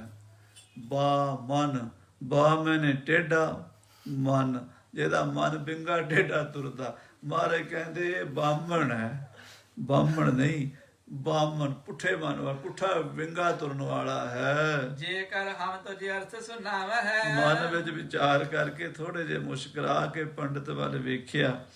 ਕਹਿਣ ਲੱਗੇ, ਪੰਡਤ ਜੀ ਅਸੀਂ ਹੁਣੇ ਹੀ ਗੀਤਾ ਦੇ ਅਰਥ ਕਰ ਦਿੰਦੇ ਹਾਂ। ਜੇ ਅਸੀਂ ਤੁਹਾਨੂੰ ਗੀਤਾ ਦੇ ਅਰਥ ਕਰਕੇ ਸੁਣਾ ਦਿੱਤੇ ਤਉ ਕਲਪਨਾ ਅਨਕ ਉਠਾਵਹਿ ਤਾਂ ਵੀ ਤੁਹਾਡੇ ਮਨ ਦੀ ਕਲਪਨਾ ਮਿਟਣੀ ਨਹੀਂ। ਤੁਹਾਡੇ ਮਨ 'ਚ ਕਈ ਤਰ੍ਹਾਂ ਦੇ ਫੁਰਨੇ ਹੋਰ ਉੱਠਣਗੇ। ਇਹ ਮਨ ਤੁਹਾਡਾ ਸ਼ਾਂਤ ਨਹੀਂ ਹੋਵੇਗਾ। ਤਨੀ ਪੁਰਖ ਇਹ ਭਾਗ ਬਲੀ ਹੈ। ਤੁਸੀਂ ਇਹ ਕਹਿ ਦਿਓਗੇ ਵੀ ਅਮੀਰ ਬਾਪ ਦਾ ਪੁੱਤਰ ਹੈ, ਧਨੀ ਪੁਰਸ਼ ਹੈ ਤੇ ਵੱਡੇ ਭਾਗਾਂ ਵਾਲਾ, ਬੁੱਧੀ ਤੇਜ ਹੈ, ਛੋਟੀ ਉਮਰ 'ਚ ਕਿਸੇ ਪੰਡਤ ਕੋਲੋਂ ਗੀਤਾ ਪੜ੍ਹ ਲਈ ਹੈ। ਕਿਨੋ ਪੜਾਏ ਭਾਂਦ ਭਲੀ ਹੈ। ਪੰਡਤ ਜੀ ਅਸੀਂ ਹੁਣੇ ਗੀਤਾ ਦੇ ਅਰਥ ਕਰ ਦੇਣੇ ਆ, ਤੁਸੀਂ ਸੁਣ ਲੈਣੇ ਆ, ਪਰ ਸੁਣ ਕੇ ਤੁਸੀਂ ਫੇਰ ਕਹਿਣਾ ਵੀ ਅਮੀਰ ਬਾਪ ਦੇ ਪੁੱਤਰ ਸੀ, ਕਿਸੇ ਪੰਡਤ ਨੂੰ ਟਿਊਸ਼ਨ ਫੀਸ ਦਿੱਤੀ ਹੋਣੀ, ਉਹਨੇ ਪੜ੍ਹਾ ਦਿੱਤੀ ਹੈ ਗੀਤਾ, ਫਿਰ ਤੁਸੀਂ ਇਹ ਕਹੋਗੇ। ਹਾਂਜੀ, ਪ੍ਰਥਮ ਪਠੀ ਹੋਏਗੀ ਕਿਸ ਪਾਸ ਕਿਸੇ ਕੋਲੋਂ ਗੀਤਾ ਪੜ੍ਹੀ ਹੋਵੇਗੀ, ਇਹ ਗੱਲ ਤੁਸੀਂ ਚੁੱਕ ਲੈਣੀ ਆ ਫਿਰ। ਹਾਂਜੀ, ਇਮ ਜਾਣੈ ਨ ਹੋਏ ਵਿਸ਼ਵਾਸ। ਇਸ ਤਰ੍ਹਾਂ ਤੁਹਾਡਾ ਨਿਸ਼ਚਾ ਪੱਕਾ ਨਹੀਂ ਹੋਵੇਗਾ, ਤੁਹਾਡਾ ਸ਼ੰਕਾ ਮਿਟੇਗਾ ਨਹੀਂ, ਤੁਹਾਡਾ ਵਿਸ਼ਵਾਸ ਟਿਕੇਗਾ ਨਹੀਂ। ਜਾਂ ਤੇ ਪ੍ਰਸਮ ਕਾਰ ਇਮ ਕੀਜੈ। ਇਸ ਕਰਕੇ ਪੰਡਤ ਜੀ ਪਹਿਲਾਂ ਇਸ ਤਰ੍ਹਾਂ ਕਰੋ ਜਿਵੇਂ ਅਸੀਂ ਤੁਹਾਨੂੰ ਕਹਿੰਦੇ ਹਾਂ। ਆਪ ਨਗਰ ਮਹਿ ਜਾਏ ਪਖੀਜੈ। ਤੁਸੀਂ ਇਸ ਪੰਜੋਖਰਾ ਸਾਹਿਬ ਨਗਰ 'ਚ ਚਲੇ ਜਾਓ ਤੇ ਨਗਰ ਦੇ ਵਿੱਚ ਜਾ ਕੇ ਵੇਖੋ, ਜੋ ਅਪਠਤ ਹੋਏ ਮੂਡ ਵਿਸਾਲਾ। ਕਿਉਂਕਿ ਤੁਹਾਨੂੰ ਸਾਰੇ ਪਿੰਡ ਦਾ ਪਤਾ, ਅਸੀਂ ਤਾਂ ਬਾਹਰੋਂ ਆਏ ਹਾਂ, ਤੁਹਾਡਾ ਪਿੰਡ ਆਪਣੇ ਪਿੰਡ ਦਾ ਪਤਾ ਹੁੰਦਾ, ਪਿੰਡ 'ਚ ਕੌਣ ਕੌਣ ਰਹਿੰਦਾ। ਤੁਹਾਡੀ ਨਿਗਾਹ ਵਿੱਚ ਜਿਹੜਾ ਅਨਪੜ੍ਹ ਬੰਦਾ, ਅਪਠਤ ਮੈਨੇ ਜਿਹੜਾ ਪੜ੍ਹਿਆ ਨਾ ਹੋਵੇ, ਪਠਤ ਹੁੰਦਾ ਪੜ੍ਹਨਾ, ਅਪਠਤ ਹੁੰਦਾ ਨਾ ਪੜ੍ਹਨਾ, ਅਨਪੜ੍ਹ, ਜਿਹੜਾ ਅਨਪੜ੍ਹ ਬੰਦਾ ਹੋਵੇ ਬਹੁਤ ਵੱਡਾ ਤੁਹਾਡੀ ਨਿਗਾਹ ਵਿੱਚ, ਜਿਹਨੇ ਕਦੀ ਊੜਾ ਵੀ ਨਾ ਪੜ੍ਹਿਆ ਹੋਵੇ। ਹਾਂਜੀ, ਤੇ ਬੁਲਾਏ ਆਨੋ ਇਸ ਕਾਲਾ। ਉਹਨੂੰ ਲੈ ਆਓ ਪੰਡਤ ਜੀ, ਅਸੀਂ ਉਹਦੇ ਕੋਲੋਂ ਫਿਰ ਗੀਤਾ ਦੇ ਅਰਥ ਕਰਾਵਾਂਗੇ। ਸੋ ਤਰਦਾ ਹੈ ਤੁਧ ਚਾਹਤ। ਉਹ ਤੇਰੇ ਸਵਾਲਾਂ ਦੇ ਜਵਾਬ ਦੇਵੇਗਾ, ਅਸੀਂ ਨਹੀਂ ਦੇਣੇ। ਹਾਂਜੀ, ਜਿਨ ਬੂਝਨ ਹਿਤ ਨੀਤ ਉਮਾਹਤ। ਜਿਹੜੀਆਂ ਗੱਲਾਂ ਤੂੰ ਪੁੱਛਣੀਆਂ ਚਾਹੁੰਦਾ, ਜੋ ਵੀ ਫਿਰ ਪੁੱਛਣਾ ਪੁੱਛ ਲਈ, ਫਿਰ ਸਾਰਾ ਕੁਝ ਦੱਸ ਦਿਆਂਗੇ। ਸੁਨ ਸਤਿਗੁਰ ਕੋ ਬਾਕ ਰਸੀਲਾ। ਸਤਿਗੁਰਾਂ ਦੇ ਰਸ ਪਿਆਰ ਭਰੇ ਬਚਨ ਸੁਣ ਕੇ ਨਿਪਰ ਭਇਓ ਮਦ ਤੇ ਕੁਛ ਢੀਲਾ। ਕੁਝ ਦਾ ਪੰਡਤ ਨੂੰ ਝਟਕਾ ਜਾ ਲੱਗਾ, ਕੁਝ ਢਿੱਲਾ ਜਾ ਹੋਇਆ ਹੰਕਾਰ, ਬਈ ਹੈ ਵੀ ਅਨਪੜ੍ਹ ਬੰਦੇ ਨੂੰ ਬੁਲਾ ਕੇ ਲਿਆਵਾਂ ਤੇ ਉਹਦੇ ਕੋਲੋਂ ਗੀਤਾ ਦੇ ਅਰਥ ਕਰਾਣਗੇ। ਹਾਂਜੀ, ਗਇਓ ਨਗਰ ਮੈਂ ਝੀਰ ਵਹੇਰਾ। ਪਰ ਹੁਣ ਗੱਲ ਜਦੋਂ ਢੋਲ ਪੈ ਜਾਂਦਾ ਫਿਰ ਵਜਾਣਾ ਪੈਂਦਾ। ਹੁਣ ਆ ਵੀ ਛੇੜੀ ਸੀ ਪੰਡਤ ਨੇ, ਤੁਰਨਾ ਪਿਆ, ਉੱਠ ਕੇ ਗਿਆ ਪਿੰਡ ਵਿੱਚ। ਘਰ ਘਰ ਗਇਓ ਨਗਰ ਮੈਂ ਝੀਰ ਵਹੇਰਾ। ਕਹਿੰਦੇ ਘਰ ਘਰ ਜਾ ਕੇ, ਪਿੰਡ 'ਚ ਝੀਵਰਾਂ ਦਾ ਮਹੱਲਾ ਸੀਗਾ ਤੇ ਝੀਵਰਾਂ ਦਾ ਇੱਕ ਮੁੰਡਾ ਛੱਜੂ ਦਾ ਨਾਮ ਸੀ, ਤੇ ਉਹ ਵਿਚਾਰਾ ਮੰਦ ਬੁੱਧੀ ਸੀਗਾ।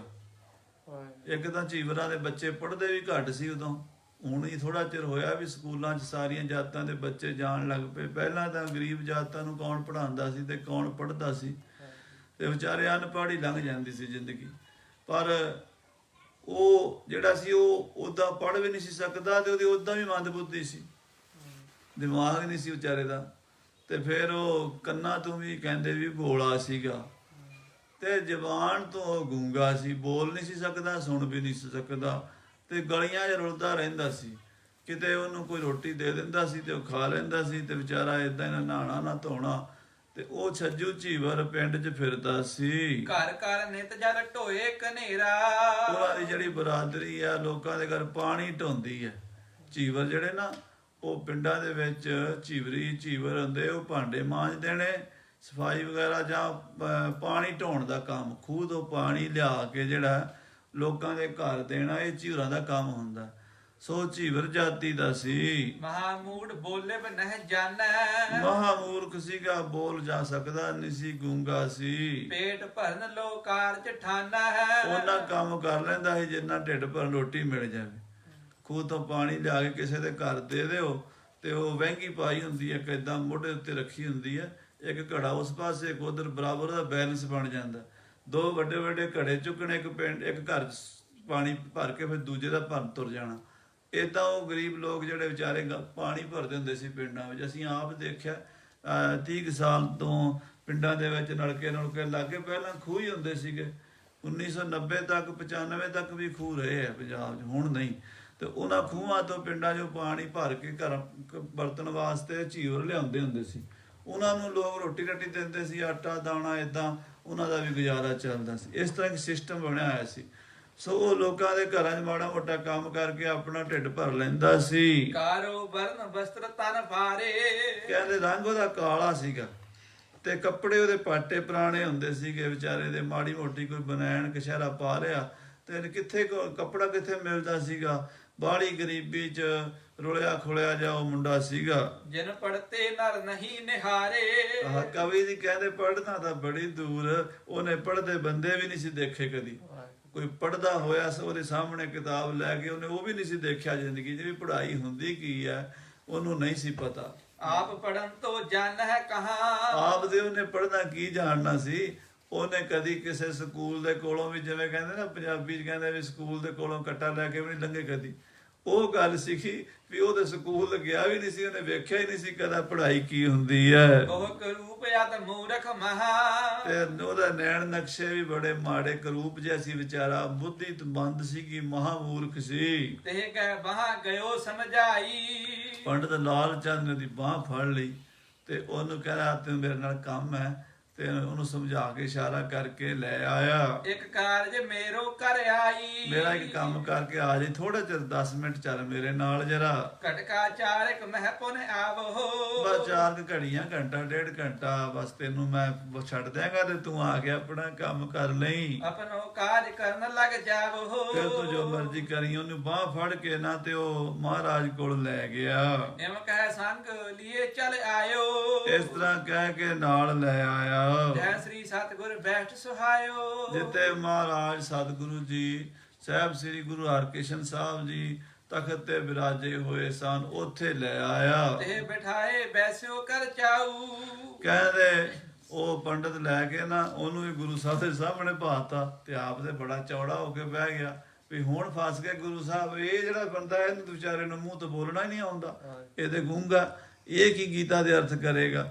ਹਾਂਜੀ, ਬਿਸਮਤ ਚਾਹਤ ਪਿਖਨ ਪ੍ਰਭਾਉ, ਤੇ ਮਨ ਚ ਥੋੜੀ ਜੀ ਹੈਰਾਨੀ ਜੀ ਸੀ ਵੀ ਇਹਨਾਂ ਨੇ ਬੁਲਾਇਆ, ਕੋਈ ਪ੍ਰਭਾਵ ਕਿੱਦਾਂ ਦਾ ਹੋਵੇਗਾ ਇਹ ਦੇਖਣਾ ਵੀ ਚਾਹੁੰਦਾ ਸੀ। ਹਾਂਜੀ, ਚੇਤਵਤ ਪ੍ਰਸ਼ਨ ਰਿਦੇ ਵੱਡ ਗਾਡੇ, ਤੇ ਕਿਉਂਕਿ ਹੁਣ ਗੂੰਗਾ ਬੋਲੇਗਾ ਤੇ ਮੈਂ ਸਵਾਲ ਕਿਹੜੇ ਪੁੱਛਣੇ ਨੇ। ਉਹਦਾ ਦਿਮਾਗ ਵੀ ਜਿਹੜਾ ਸੀ ਨਾ ਉਹ ਵੀ ਅੰਦਰ ਅੰਦਰ ਬੁਣਤਾ ਬੁਣ ਰਿਹਾ ਸੀਗਾ ਵੀ ਆਹ ਸ਼ਲੋਕ ਗੀਤਾ ਦਾ ਬੜਾ ਔਖਾ, ਇਹ ਪੁੱਛਾਂਗਾ, ਇਹ ਸ਼ਲੋਕ ਗੀਤਾ ਦਾ ਬੜਾ ਔਖਾ। ਜਿਵੇਂ ਸ੍ਰੀ ਗੁਰੂ ਗ੍ਰੰਥ ਸਾਹਿਬ 'ਚ ਕਈ ਸ਼ਬਦ ਐਸੇ ਜਿਹੜੇ ਮੂੰਹ ਤੇ ਚੜ੍ਹਦੇ ਹੀ ਨਹੀਂ, ਬੋਲੇ ਨਹੀਂ ਜਾਂਦੇ। ਜੈਦੇਵ ਜੀ ਦਾ ਪਤਾ ਹੈ, ਸਹਿਜ ਕੀਰਤੀ ਦੇ ਸ਼ਲੋਕ ਨੇ, ਹੋਰ ਬੜੀ ਬਾਣੀ ਮਹਾਰਾਜ ਮਹਿੰਗੀ ਤੋਂ ਮਹਿੰਗੀ ਹੈ। ਤੇ ਇਦਾਂ ਹੀ ਗੀਤਾ ਵਿੱਚ ਵੀ ਕਈ ਸ਼ਲੋਕ ਬੜੇ ਡੂੰਘੇ ਹੈ। ਉਹ ਜਿਹੜੇ ਡੂੰਘੇ ਸੀਗੇ ਨਾ ਉਹ ਦਿਮਾਗ ਉਹਨੂੰ ਤੇ ਯਾਦ ਕੀਤੇ ਹੋਈ ਸੀ, ਉਹਨੂੰ ਪਤਾ ਸੀ ਫਲਾਣਾ ਸ਼ਲੋਕ ਏਦਾਂ, ਫਲਾਣਾ ਔਖੇ ਔਖੇ ਸ਼ਲੋਕ ਉਹ ਜਿਹੜਾ ਨਾ ਉਹ ਆਪਣੇ ਸੋਚੀ ਬੈਠਾ ਸੀ। ਇਹ ਚੀਵਰ ਕੀ ਬੁੱਧ ਕਿਮ ਬਾਡੇ, ਨਾਲੇ ਇਹ ਵੀ ਸੀ ਵੀ ਇਹ ਵਿਚਾਰਾ ਝੀਵਰ ਹੈ, ਛੱਜੂ ਅਨਪੜ੍ਹ ਬੰਦਾ, ਇਹਦੀ ਬੁੱਧੀ ਕਿਵੇਂ ਵੱਧ ਸਕਦੀ ਹੈ, ਕਿਵੇਂ ਗੀਤਾ ਦੇ ਅਰਥ ਕਰ ਸਕਦਾ, ਹੋ ਹੀ ਨਹੀਂ ਸਕਦਾ। ਸ੍ਰੀ ਹਰਿਕ੍ਰਿਸ਼ਨ ਜਾਨ ਮਨ ਕੇਰੀ, ਅੰਤਰਜਾਮੀ ਸੱਚੇ ਪਾਤਸ਼ਾਹ ਜੀ ਮਹਾਰਾਜ ਸਤਿਗੁਰੂ 8ਵੇਂ ਪਾਤਸ਼ਾਹ ਘਟ ਘਟ ਕੇ ਅੰਤਰ ਕੀ ਜਾਣਤ, ਭਲੇ ਬੁਰੇ ਕੀ ਪੀਰ ਪਛਾਣਤ।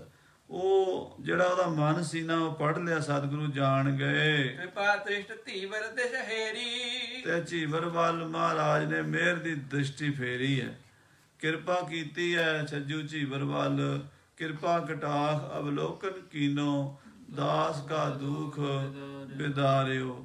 ਮਿਹਰ ਦੀ ਨਿਗਾਹ ਪਾ ਦਿੱਤੀ ਹੈ ਮੁਖ ਮੁਸਕਾਵਤ ਬਾਕ ਬਖਾਨਾ, ਤੇ ਆਪਣੇ ਮੁਖਾਰਬਿਨ ਤੋਂ ਮੁਸਕਰਾ ਕੇ ਸਤਿਗੁਰੂ ਜੀ ਬੋਲੇ ਹਨ। ਵਿਪਰ ਮਨੋਰਥ ਜਿਵੇਂ ਔਰ ਠਾਨਾ, ਕਿ ਪੰਡਤ ਲਾਲ ਚੰਦ ਜੀ ਨੇ ਜੋ ਮਨ ਵਿੱਚ ਫੁਰਨਾ ਕੀਤਾ ਹੈ ਸੋ ਤੈ ਪੂਜਨ ਕਰਕੇ ਅਬ ਹੂੰ। ਸੋ ਉਹ ਹੁਣ ਸਵਾਲ ਪੰਡਤ ਜੀ ਤੁਸੀਂ ਪੁੱਛ ਲਓ, ਜੋ ਤੁਸੀਂ ਪੁੱਛਣਾ ਹੈ ਹੁਣ ਪੁੱਛੋ। ਸ਼ੰਕਤ ਕੋ ਉੱਤਰ ਦਿਓ ਸਭ ਹੂੰ, ਤੇ ਛੱਜੂ ਵੱਲ ਮਹਾਰਾਜ ਨਿਗਾਹ ਕਰਕੇ ਕਹਿੰਦੇ ਆ ਵੀ ਤੂੰ ਇਹਦੇ ਸਵਾਲਾਂ ਦਾ ਜਵਾਬ ਦਵੀਂ ਹੁਣ।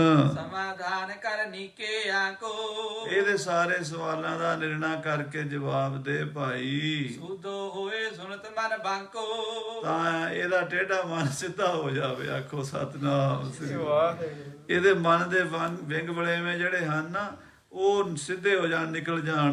ਦੋਹਰਾ ਸ਼ਾਸਤਰਗਿਓ ਧੀਰ ਬਨਿਓ, ਸੁਰਬਾਨੀ ਕਹਤਾ ਹੈ। ਉਸ ਵੇਲੇ ਜਦੋਂ ਮਹਾਰਾਜ ਸਾਹਿਬ ਜੀ ਨੇ ਉਹਦੇ ਨਿਗਾਹ ਕਰ ਦਿੱਤੀ, ਕਿਰਪਾ ਕਟਾਖ ਅਵਲੋਕਨ ਕੀਨੋ, ਦਾਸ ਕਾ ਦੁਖ ਬਿਦਾਰਿਓ, ਉਹਦੇ ਦੇ ਸਿਰ ਤੇ ਮਿਹਰ ਭਰੀ ਛਟੀ ਰੱਖ ਦਿੱਤੀ ਸੱਚੇ ਪਾਤਸ਼ਾਹ ਨੇ। ਤੇ ਕਹਿੰਦੇ 4 ਵੇਦ, 6 ਸ਼ਾਸਤਰ, 27 ਸਿਮਰਤੀਆਂ, 18 ਪੁਰਾਣ, 9 ਵਿਆਕਰਨ, ਖਟ ਅੰਗ ਵਿਦਿਆ ਦੇ ਸਾਰੇ ਹੀ ਹਿਰਦੇ 'ਚ ਪ੍ਰਗਟ ਹੋ ਗਏ। ਤੇ ਉਹਦੀ ਰਸਨਾ ਤੋਂ ਸੰਸਕ੍ਰਿਤ ਦੇ ਸ਼ਲੋਕ, ਸੰਸਕ੍ਰਿਤ ਵਿਦਿਆ ਦਾ ਉਚਾਰਨ ਆਪੇ ਹੀ ਹੋਣ ਲੱਗ ਪਿਆ। ਕਸਮਨ ਸ਼ਾਸਤਰ ਪ੍ਰਬਿਰਤ ਦ੍ਰਿਜ, ਕੋ ਪੂਰਬ ਮੁਝ ਪਾਹੇ। ਉਹ ਕਹਿਣ ਲੱਗਾ, ਪੰਡਤ ਜੀ ਪੁੱਛੋ, ਕੀ ਪੁੱਛਦੇ ਹੋ? ਹਾਂਜੀ, ਜੋ ਪਈ ਇਤਿਆਦਿਕ ਸੁਰ ਗਿਰਾ ਬਖਾਨੀ। ਤੇ ਪੁੱਛਿਆ ਵੀ ਸੰਸਕ੍ਰਿਤ ਵਿੱਚ, ਇਹ ਨਹੀਂ ਵੀ ਪੰਜਾਬੀ 'ਚ ਨਹੀਂ ਪੁੱਛਿਆ। ਕਹਿੰਦੇ ਕਸਮਿਨ ਸ਼ਾਸਤਰ ਪ੍ਰਵਿਰਤ ਦੇ 'ਚ, ਇਹ ਸੰਸਕ੍ਰਿਤ ਭਾਈ ਸੰਤੋਖ ਸਿੰਘ ਨੇ ਵੀ ਸੰਸਕ੍ਰਿਤ ਵਿੱਚ ਹੀ ਲਿਖੀ ਹੈ ਗੱਲ। ਉਹ ਕਹਿੰਦੇ ਵੀ ਪੰਡਤ ਜੀ ਸ਼ਾਸਤਰ ਦੇ ਵਿੱਚ ਕੀ ਸ਼ੰਕਾ ਹੈ, ਕੀ ਪੁੱਛਣਾ ਹੈ? ਪੁੱਛਿਆ ਉਹਨੇ ਉਹ ਸੰਸਕ੍ਰਿਤ, ਜਿਵੇਂ ਕੋਈ ਅੰਗਰੇਜ਼ੀ 'ਚ ਸਵਾਲ ਕਰੇ ਸਾਡੇ ਵਰਗੇ ਬੰਦਾ ਜਿਹਨੇ ਕਦੀ ਪੜ੍ਹਿਆ ਹੀ ਨਹੀਂ, ਤੇ ਉਹ ਕਹੇ ਕਿਵੇਂ ਬੋਲਣ ਲੱਗ ਪਿਆ, ਤੇ ਬੋਲਣਾ ਨਹੀਂ ਆਉਂਦਾ ਸੀ ਇਹਨੂੰ, ਇਹ ਤੇ ਗੂੰਗਾ ਸੀ, ਬੋਲਿਆ ਵੀ ਸੰਸਕ੍ਰਿਤ ਵਿੱਚ। ਉਹ ਕਹਿੰਦਾ ਪੰਡਤ ਜੀ ਕਸਮਿਨ ਸ਼ਾਸਤਰ ਪ੍ਰਵਿਰਤ, ਵੀ ਤੁਹਾਡੇ ਮਨ ਵਿੱਚ ਸ਼ਾਸਤਰ ਦੇ ਪ੍ਰਥਾਏ ਕੀ ਕੁਐਸਚਨ ਹੈ, ਕੀ ਪੁੱਛਣਾ ਚਾਹੁੰਦੇ ਹੋ, ਕੀ ਕਿਹੜੇ ਮਸਲੇ ਤੇ ਗੱਲ ਕਰਨੀ ਚਾਹੁੰਦੇ ਹੋ, ਕਰੋ। ਹਾਂਜੀ, ਜਿਉ ਸਵਿਦਿਆ ਹੋਇਆ ਬੁੱਧ ਮਹਾਨੀ। ਏਦਾਂ ਉਹ ਸੰਸਕ੍ਰਿਤ 'ਚ ਸਵਾਲ ਕੀਤਾ, ਉਹਨੇ ਕੁਐਸਚਨ ਕੀਤਾ ਜਿਵੇਂ ਕੋਈ ਬਹੁਤ ਪ੍ਰਕਾਂਡ ਪੰਡਤ ਵਿਦਵਾਨ ਬੋਲ ਪੜਿਆ ਹੋਵੇ। ਸ਼ੰਕਾ ਪ੍ਰਸ਼ਨ ਵਿਪਰ ਮਨ ਜੇਈ। ਪੰਡਤ ਇੱਕ ਵਾਰੀ ਤਾਂ ਕੰਬਣ ਲੱਗ ਪਿਆ ਲਾਲ ਚੰਦ, ਪਰ ਹੁਣ ਆਪ ਹੀ ਛੇੜਿਆ ਸੀਗਾ। ਜਿਹੜੇ ਜਿਹੜੇ ਸਵਾਲ ਸੀਗੇ ਨਾ, ਉਹ ਫਿਰ ਉਹਨੇ ਸ਼ਲੋਕ ਪੜ੍ਹਨੇ ਸ਼ੁਰੂ ਕੀਤੇ। ਕਰੈ ਆਪ ਪੁਨੇ ਉੱਤਰ ਦੇਈ। ਉਹ ਪੰਡਤ ਸਵਾਲ ਕਰੀ ਜਾਂਦਾ ਹੈ ਤੇ ਛੱਜੂ ਝੀਵਰ ਉੱਤਰ ਦੇਈ ਜਾਂਦਾ ਸਾਰੇ ਸਵਾਲਾਂ ਦਾ। ਸ਼ੰਕਾ ਦਸਕ ਹਤੀ ਦਿਜ ਮਨ ਮੈਂ। ਪੰਡਤ ਦੇ ਮਨ 'ਚ 10 ਕੁ ਸਵਾਲ ਸਨ।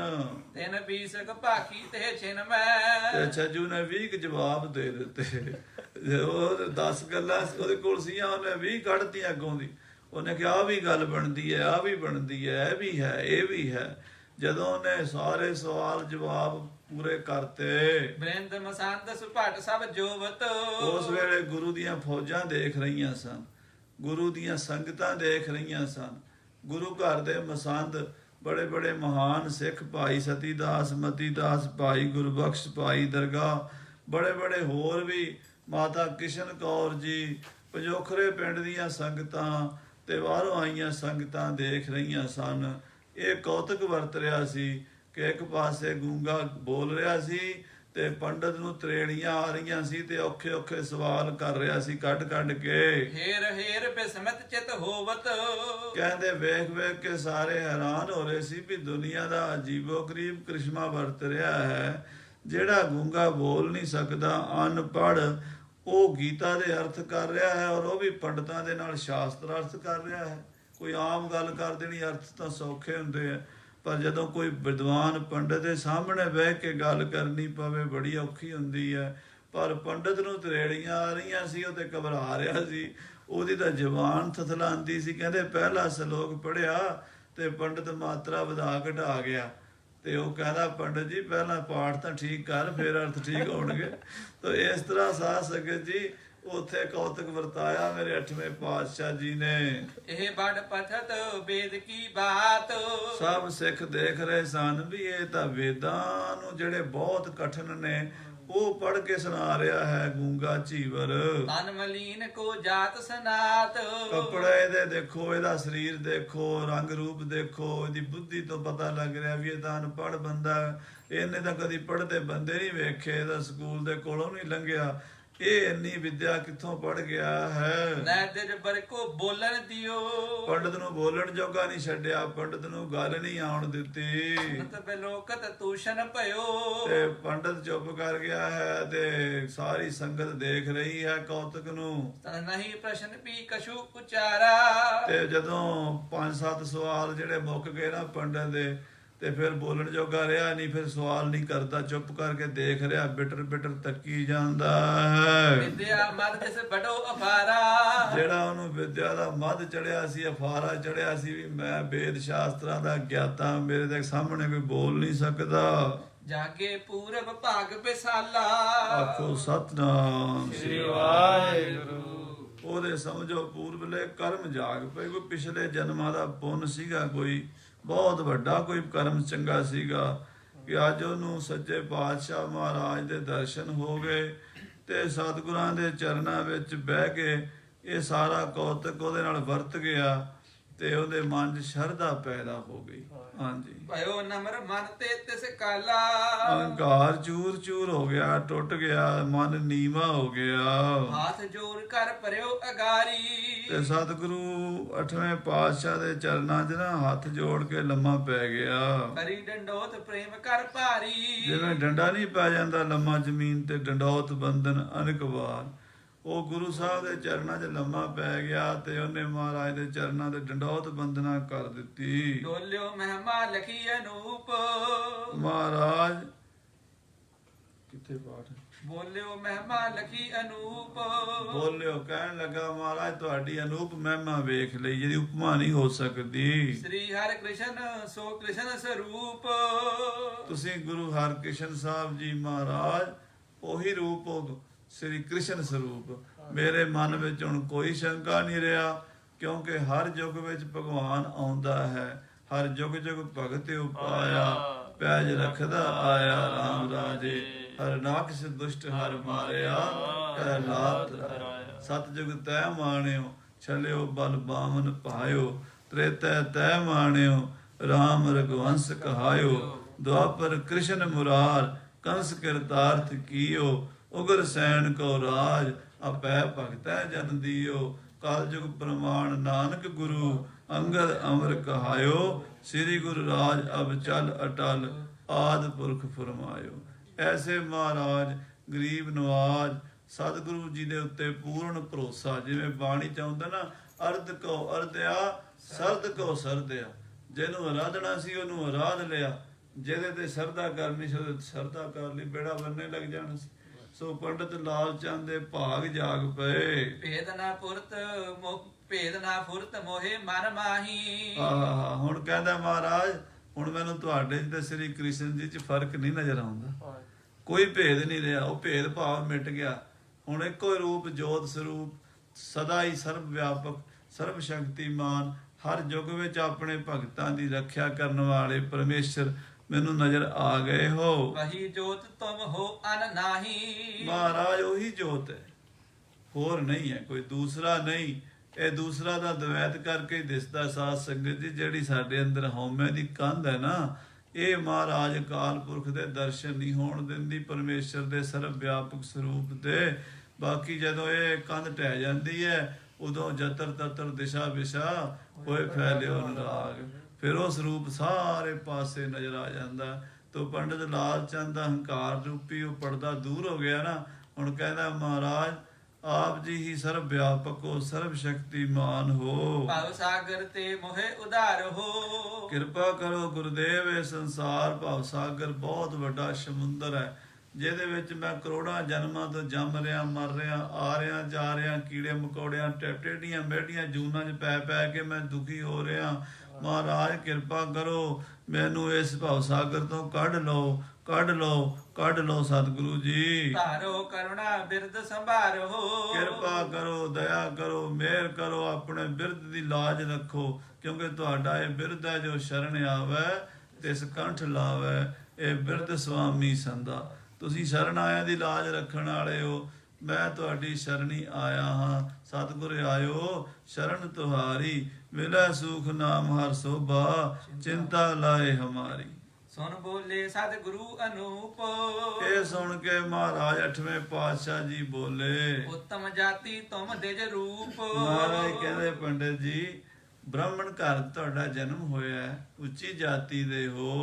ਪੁਨ ਸਬਦੇ ਕਿਉ ਅਨੁਚਿਤ ਠਾਨੋ ਪੁਨ ਸਬਿਦਿਆ, ਪੁਨ ਸਬਿਦਿਆ, ਸਬਿਦਿਆ ਕਹਿੰਦੇ ਬੜੇ ਹੋਏ ਵਿਦਵਾਨ, ਤੁਸੀਂ ਵਿਦਵਾਨ ਹੋ ਤੇ ਕਿਉਂ ਇਹ ਅਨੁਚਿਤ ਕਾਰਿਆ ਕਰਦੇ ਹੋ। ਸਿਮਰਨ ਸਤ ਨਾਮ ਮਨ ਮਾਨੋ ਤੁਸੀਂ ਨਾਮ ਜਪੋ ਪਰਮੇਸ਼ਰ ਦਾ, ਨਾਮ ਦੇ ਨਾਲ ਸਾਰੇ ਰਸਤੇ ਖੁੱਲ ਜਾਂਦੇ ਹੈ। ਨਾਮ ਨਾਲ ਪਰਮੇਸ਼ਰ ਦੇ ਸਰੂਪ ਦੀ ਪ੍ਰਾਪਤੀ ਹੋ ਜਾਂਦੀ ਹੈ। ਹੋਰ ਕਲਯੁਗ ਵਿੱਚ ਕੋਈ ਤਰੀਕਾ ਨਹੀਂ ਪਰਮੇਸ਼ਰ ਨੂੰ ਮਿਲਣੇ ਦਾ। ਸੁਨ ਦਿਜ ਨੇ ਗੁਰ ਸੂਤ ਉਤਾਰਾ ਕਹਿੰਦੇ ਜਦੋਂ ਮਹਾਰਾਜ ਸਾਹਿਬ ਦੇ ਬਚਨ ਸੁਣ ਦਿਜ ਨੇ ਗਰ ਸੂਤ ਉਤਾਰਾ। ਗਰ ਮੈਨੇ ਗਲੇ ਵਿੱਚੋਂ ਇੱਕ ਮਾੜੀ ਜੀ ਸਿਹਾਰੀ ਬਿਹਾਰੀ ਗਾ ਪਿਛਾਵੇ ਅਰਥ ਦਾ ਅਨਰਥ ਹੋ ਜਾਂਦਾ ਹੈ। ਕਹਿੰਦੇ ਗਲ ਦੇ ਵਿੱਚੋਂ ਉਹਨੇ ਆਪਣਾ ਜਨੇਊ ਉਤਾਰ ਲਿਆ। ਮੈਂ ਪਾ ਸਿੱਖ ਰਾਵਰੇ ਦਵਾਰਾ ਮਹਾਰਾਜ ਮੈਂ ਆਪ ਦਾ ਸਿੱਖ ਹਾਂ, ਮੈਂ ਹੁਣ ਆਪ ਜੀ ਦਾ ਹਾਂ, ਇਹ ਲਓ ਜਨੇਊ ਤੇ ਮੈਨੂੰ ਆਪਣਾ ਹੁਣ ਸਿੱਖ ਬਣਾ ਲਓ। ਨਹੀਂ ਜਾਤ ਕੋ ਮਦ ਮੁਝ ਰਹਿਓ ਹੁਣ ਮੈਨੂੰ ਜਾਤ ਦਾ ਹੰਕਾਰ ਨਹੀਂ ਰਹਿ ਗਿਆ ਸਤਿਗੁਰੂ ਜੀ।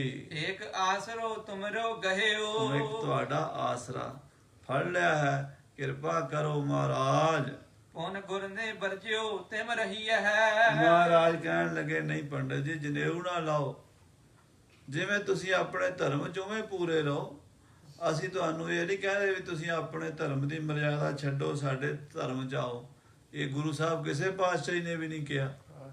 ਉਹਨੇ ਕਿਹਾ ਵੀ ਜਦੋਂ ਜਿੱਥੇ ਹੈ ਤੂੰ ਉੱਥੇ ਹੀ ਰਹਿ, ਪਰ ਰਹਿ ਆਪਣੇ ਧਰਮ ਤੇ ਪੱਕਾ। ਆਖੋ ਸ੍ਰੀ ਵਾਹਿਗੁਰੂ। ਮਰ ਗਏ ਉਵੇਂ ਹੀ ਰਹਿ ਤੂੰ। ਹਾਂਜੀ ਸਿਮਰੋ ਸਤ ਨਾਮ ਗਤ ਚਹੀ ਹੈ। ਨਾਮ ਨਾਲ ਮੁਕਤੀ ਹੋਣੀ ਹੈ। ਨਾਮ ਜਪ, ਭਾਵੇਂ ਜਨੇਊ ਲਾ ਦੇ ਤੇ ਭਾਵੇਂ ਪਾ ਲੈ, ਕੁਛ ਨਹੀਂ ਬਣਨਾ। ਪਾਣ ਨਾਲ ਵੀ ਕੁਛ ਨਹੀਂ ਬਣਨਾ, ਲਾਣ ਨਾਲ ਵੀ ਕੁਛ ਨਹੀਂ ਬਣਨਾ।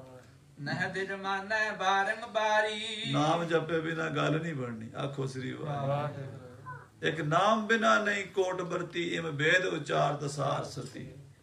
ਇੱਕ ਨਾਮ ਬਿਨਾ ਨਹੀਂ ਕੋਟ ਵਰਤੀ, ਨਾਮ ਤੋਂ ਬਿਨਾ ਕਰੋੜ ਵਰਤ ਰੱਖ ਲੈ, ਗੱਲ ਨਹੀਂ ਬਣਨੀ। ਇਹ ਵੇਦ ਵੀ ਕਹਿੰਦੇ ਨੇ, ਸੁਰਸਤੀ ਵੀ ਇਹੀ ਕਹਿੰਦੀ ਹੈ, ਵੇਦ ਉਚਾਰਤ ਸਾਰ ਸਤੀ। ਗੁਰਬਾਣੀ ਵੀ ਇਹੀ ਕਹਿੰਦੀ ਹੈ। ਤੋ ਨਾਮ ਜਪ ਪੰਡਤ ਜੀ, ਨਾਮ ਨਾਲ ਬੇੜਾ ਬੰਨੇ ਲੱਗੇਗਾ। ਕਹੈ ਗਹੀ ਮੈਂ ਸ਼ਰਨ ਤੁਮਾਰੀ ਪੰਡਤ ਕਹਿਣ ਲੱਗਾ ਮਹਾਰਾਜ ਨਹੀਂ, ਹੁਣ ਮੈਂ ਆਪਣੀ ਹਉਮੈ ਛੱਡ ਹੀ ਦਿੱਤੀ ਹੈ, ਹੁਣ ਮੈਂ ਤੁਹਾਡੀ ਸ਼ਰਨ ਫੜੀ ਹੈ। ਹੁਣ ਤੇ ਤੁਸੀਂ ਮੈਨੂੰ ਆਪਣਾ ਬਣਾਓ। ਇਹ ਜਨੇਊ ਬ੍ਰਾਹਮਣ ਪੁਣਾ ਦਾ ਹੰਕਾਰ ਮੈਂ ਅੱਜ ਤਿਆਗ ਦਿੱਤਾ ਹੈ। ਹਾਂਜੀ ਤਬ ਸਤਿਗੁਰ ਕੇ ਚਰਨ ਪਖਾਰੇ ਉਸ ਵੇਲੇ ਜਦੋਂ ਉਹਦਾ ਮਨ ਭਾਂਡਾ ਤਿਆਰ ਹੋ ਗਿਆ, ਉਹਦੇ ਸਤਿਗੁਰਾਂ ਦੇ ਪਵਿੱਤਰ ਚਰਨਾਂ ਦਾ ਅੰਗੂਠਾ ਜਲ ਵਿੱਚ ਪਾ ਕੇ ਇਸ਼ਨਾਨ ਕਰਾ ਕੇ ਪਾਹੁਲ ਲਈ ਭਇਓ ਅਨੁਸਾਰੇ ਉਹਨੇ ਗੁਰੂ ਸਾਹਿਬ ਜੀ ਦੇ, ਗੁਰੂ ਹਰਕ੍ਰਿਸ਼ਨ ਸਾਹਿਬ ਦੇ ਚਰਨਾਂ ਦਾ ਅੰਮ੍ਰਿਤ ਲਿਆ। ਜਦੋਂ ਪਹਿਲਾਂ ਖੰਡੇ ਦੇ ਅੰਮ੍ਰਿਤ ਤੋਂ ਚਰਨਾਮ੍ਰਿਤ ਦੀ ਮਰਿਆਦਾ ਸੀ ਨਾ, ਉਹ ਚਰਨਾਮ੍ਰਿਤ ਦੇ ਕੇ ਸਿੱਖ ਬਣ ਗਿਆ। ਪਰਮਾਰਥ ਮਗ ਨਦਰੀ ਆਇਓ ਉਹਨੂੰ ਪਰਮਾਰਥ ਦਾ ਰਸਤਾ, ਪਰਮੇਸ਼ਰ ਦਾ ਰਸਤਾ ਮਿਲ ਗਿਆ। ਗੁਰੂ ਦਾ ਪੱਕਾ ਸਿੱਖ ਬਣ ਗਿਆ। ਗੁਰੂ ਮਹਾਤਮ ਕੋ ਲਖ ਪਾਇਓ ਗੁਰੂ ਸਾਹਿਬ ਦੇ ਮਹਾਤਮ ਨੂੰ ਉਸਨੇ ਜਾਣ ਲਿਆ। ਸੋ ਸਾਧ ਸੰਗਤ ਜੀ, ਆਪ ਜੀ ਨੇ ਵੱਡੇ ਭਾਗਾਂ ਵਾਲੇ ਹੋ, ਗੁਰੂ ਮਹਾਰਾਜ ਦੇ ਚਰਨਾਂ 'ਚ ਬੈਠ ਕੇ ਕਥਾ ਦਾ ਆਨੰਦ ਮਾਣਿਆ। ਇੱਥੇ ਹੀ ਪ੍ਰਸੰਗ ਦੀ ਸਮਾਪਤੀ ਹੈ। ਤੇ ਹੁਣ ਅਗਲਾ ਜੋ ਪ੍ਰੋਗਰਾਮ ਹੈ ਉਹ ਗੁਰੂ ਕੀ ਬਾਣੀ ਦੇ ਕੀਰਤਨ ਹੋਣਗੇ। ਸੰਗਤਾਂ ਲਾਹਾ ਪ੍ਰਾਪਤ ਕਰਨ। ਹੇ ਗੋਬਿੰਦ, ਹੇ ਗੋਪਾਲ, ਹੇ ਦਇਆਲ ਲਾਲ, ਨਾਥ ਅਨਾਥ ਸਖੇ ਦੀਨ ਦਰਦ ਨਿਵਾਰ।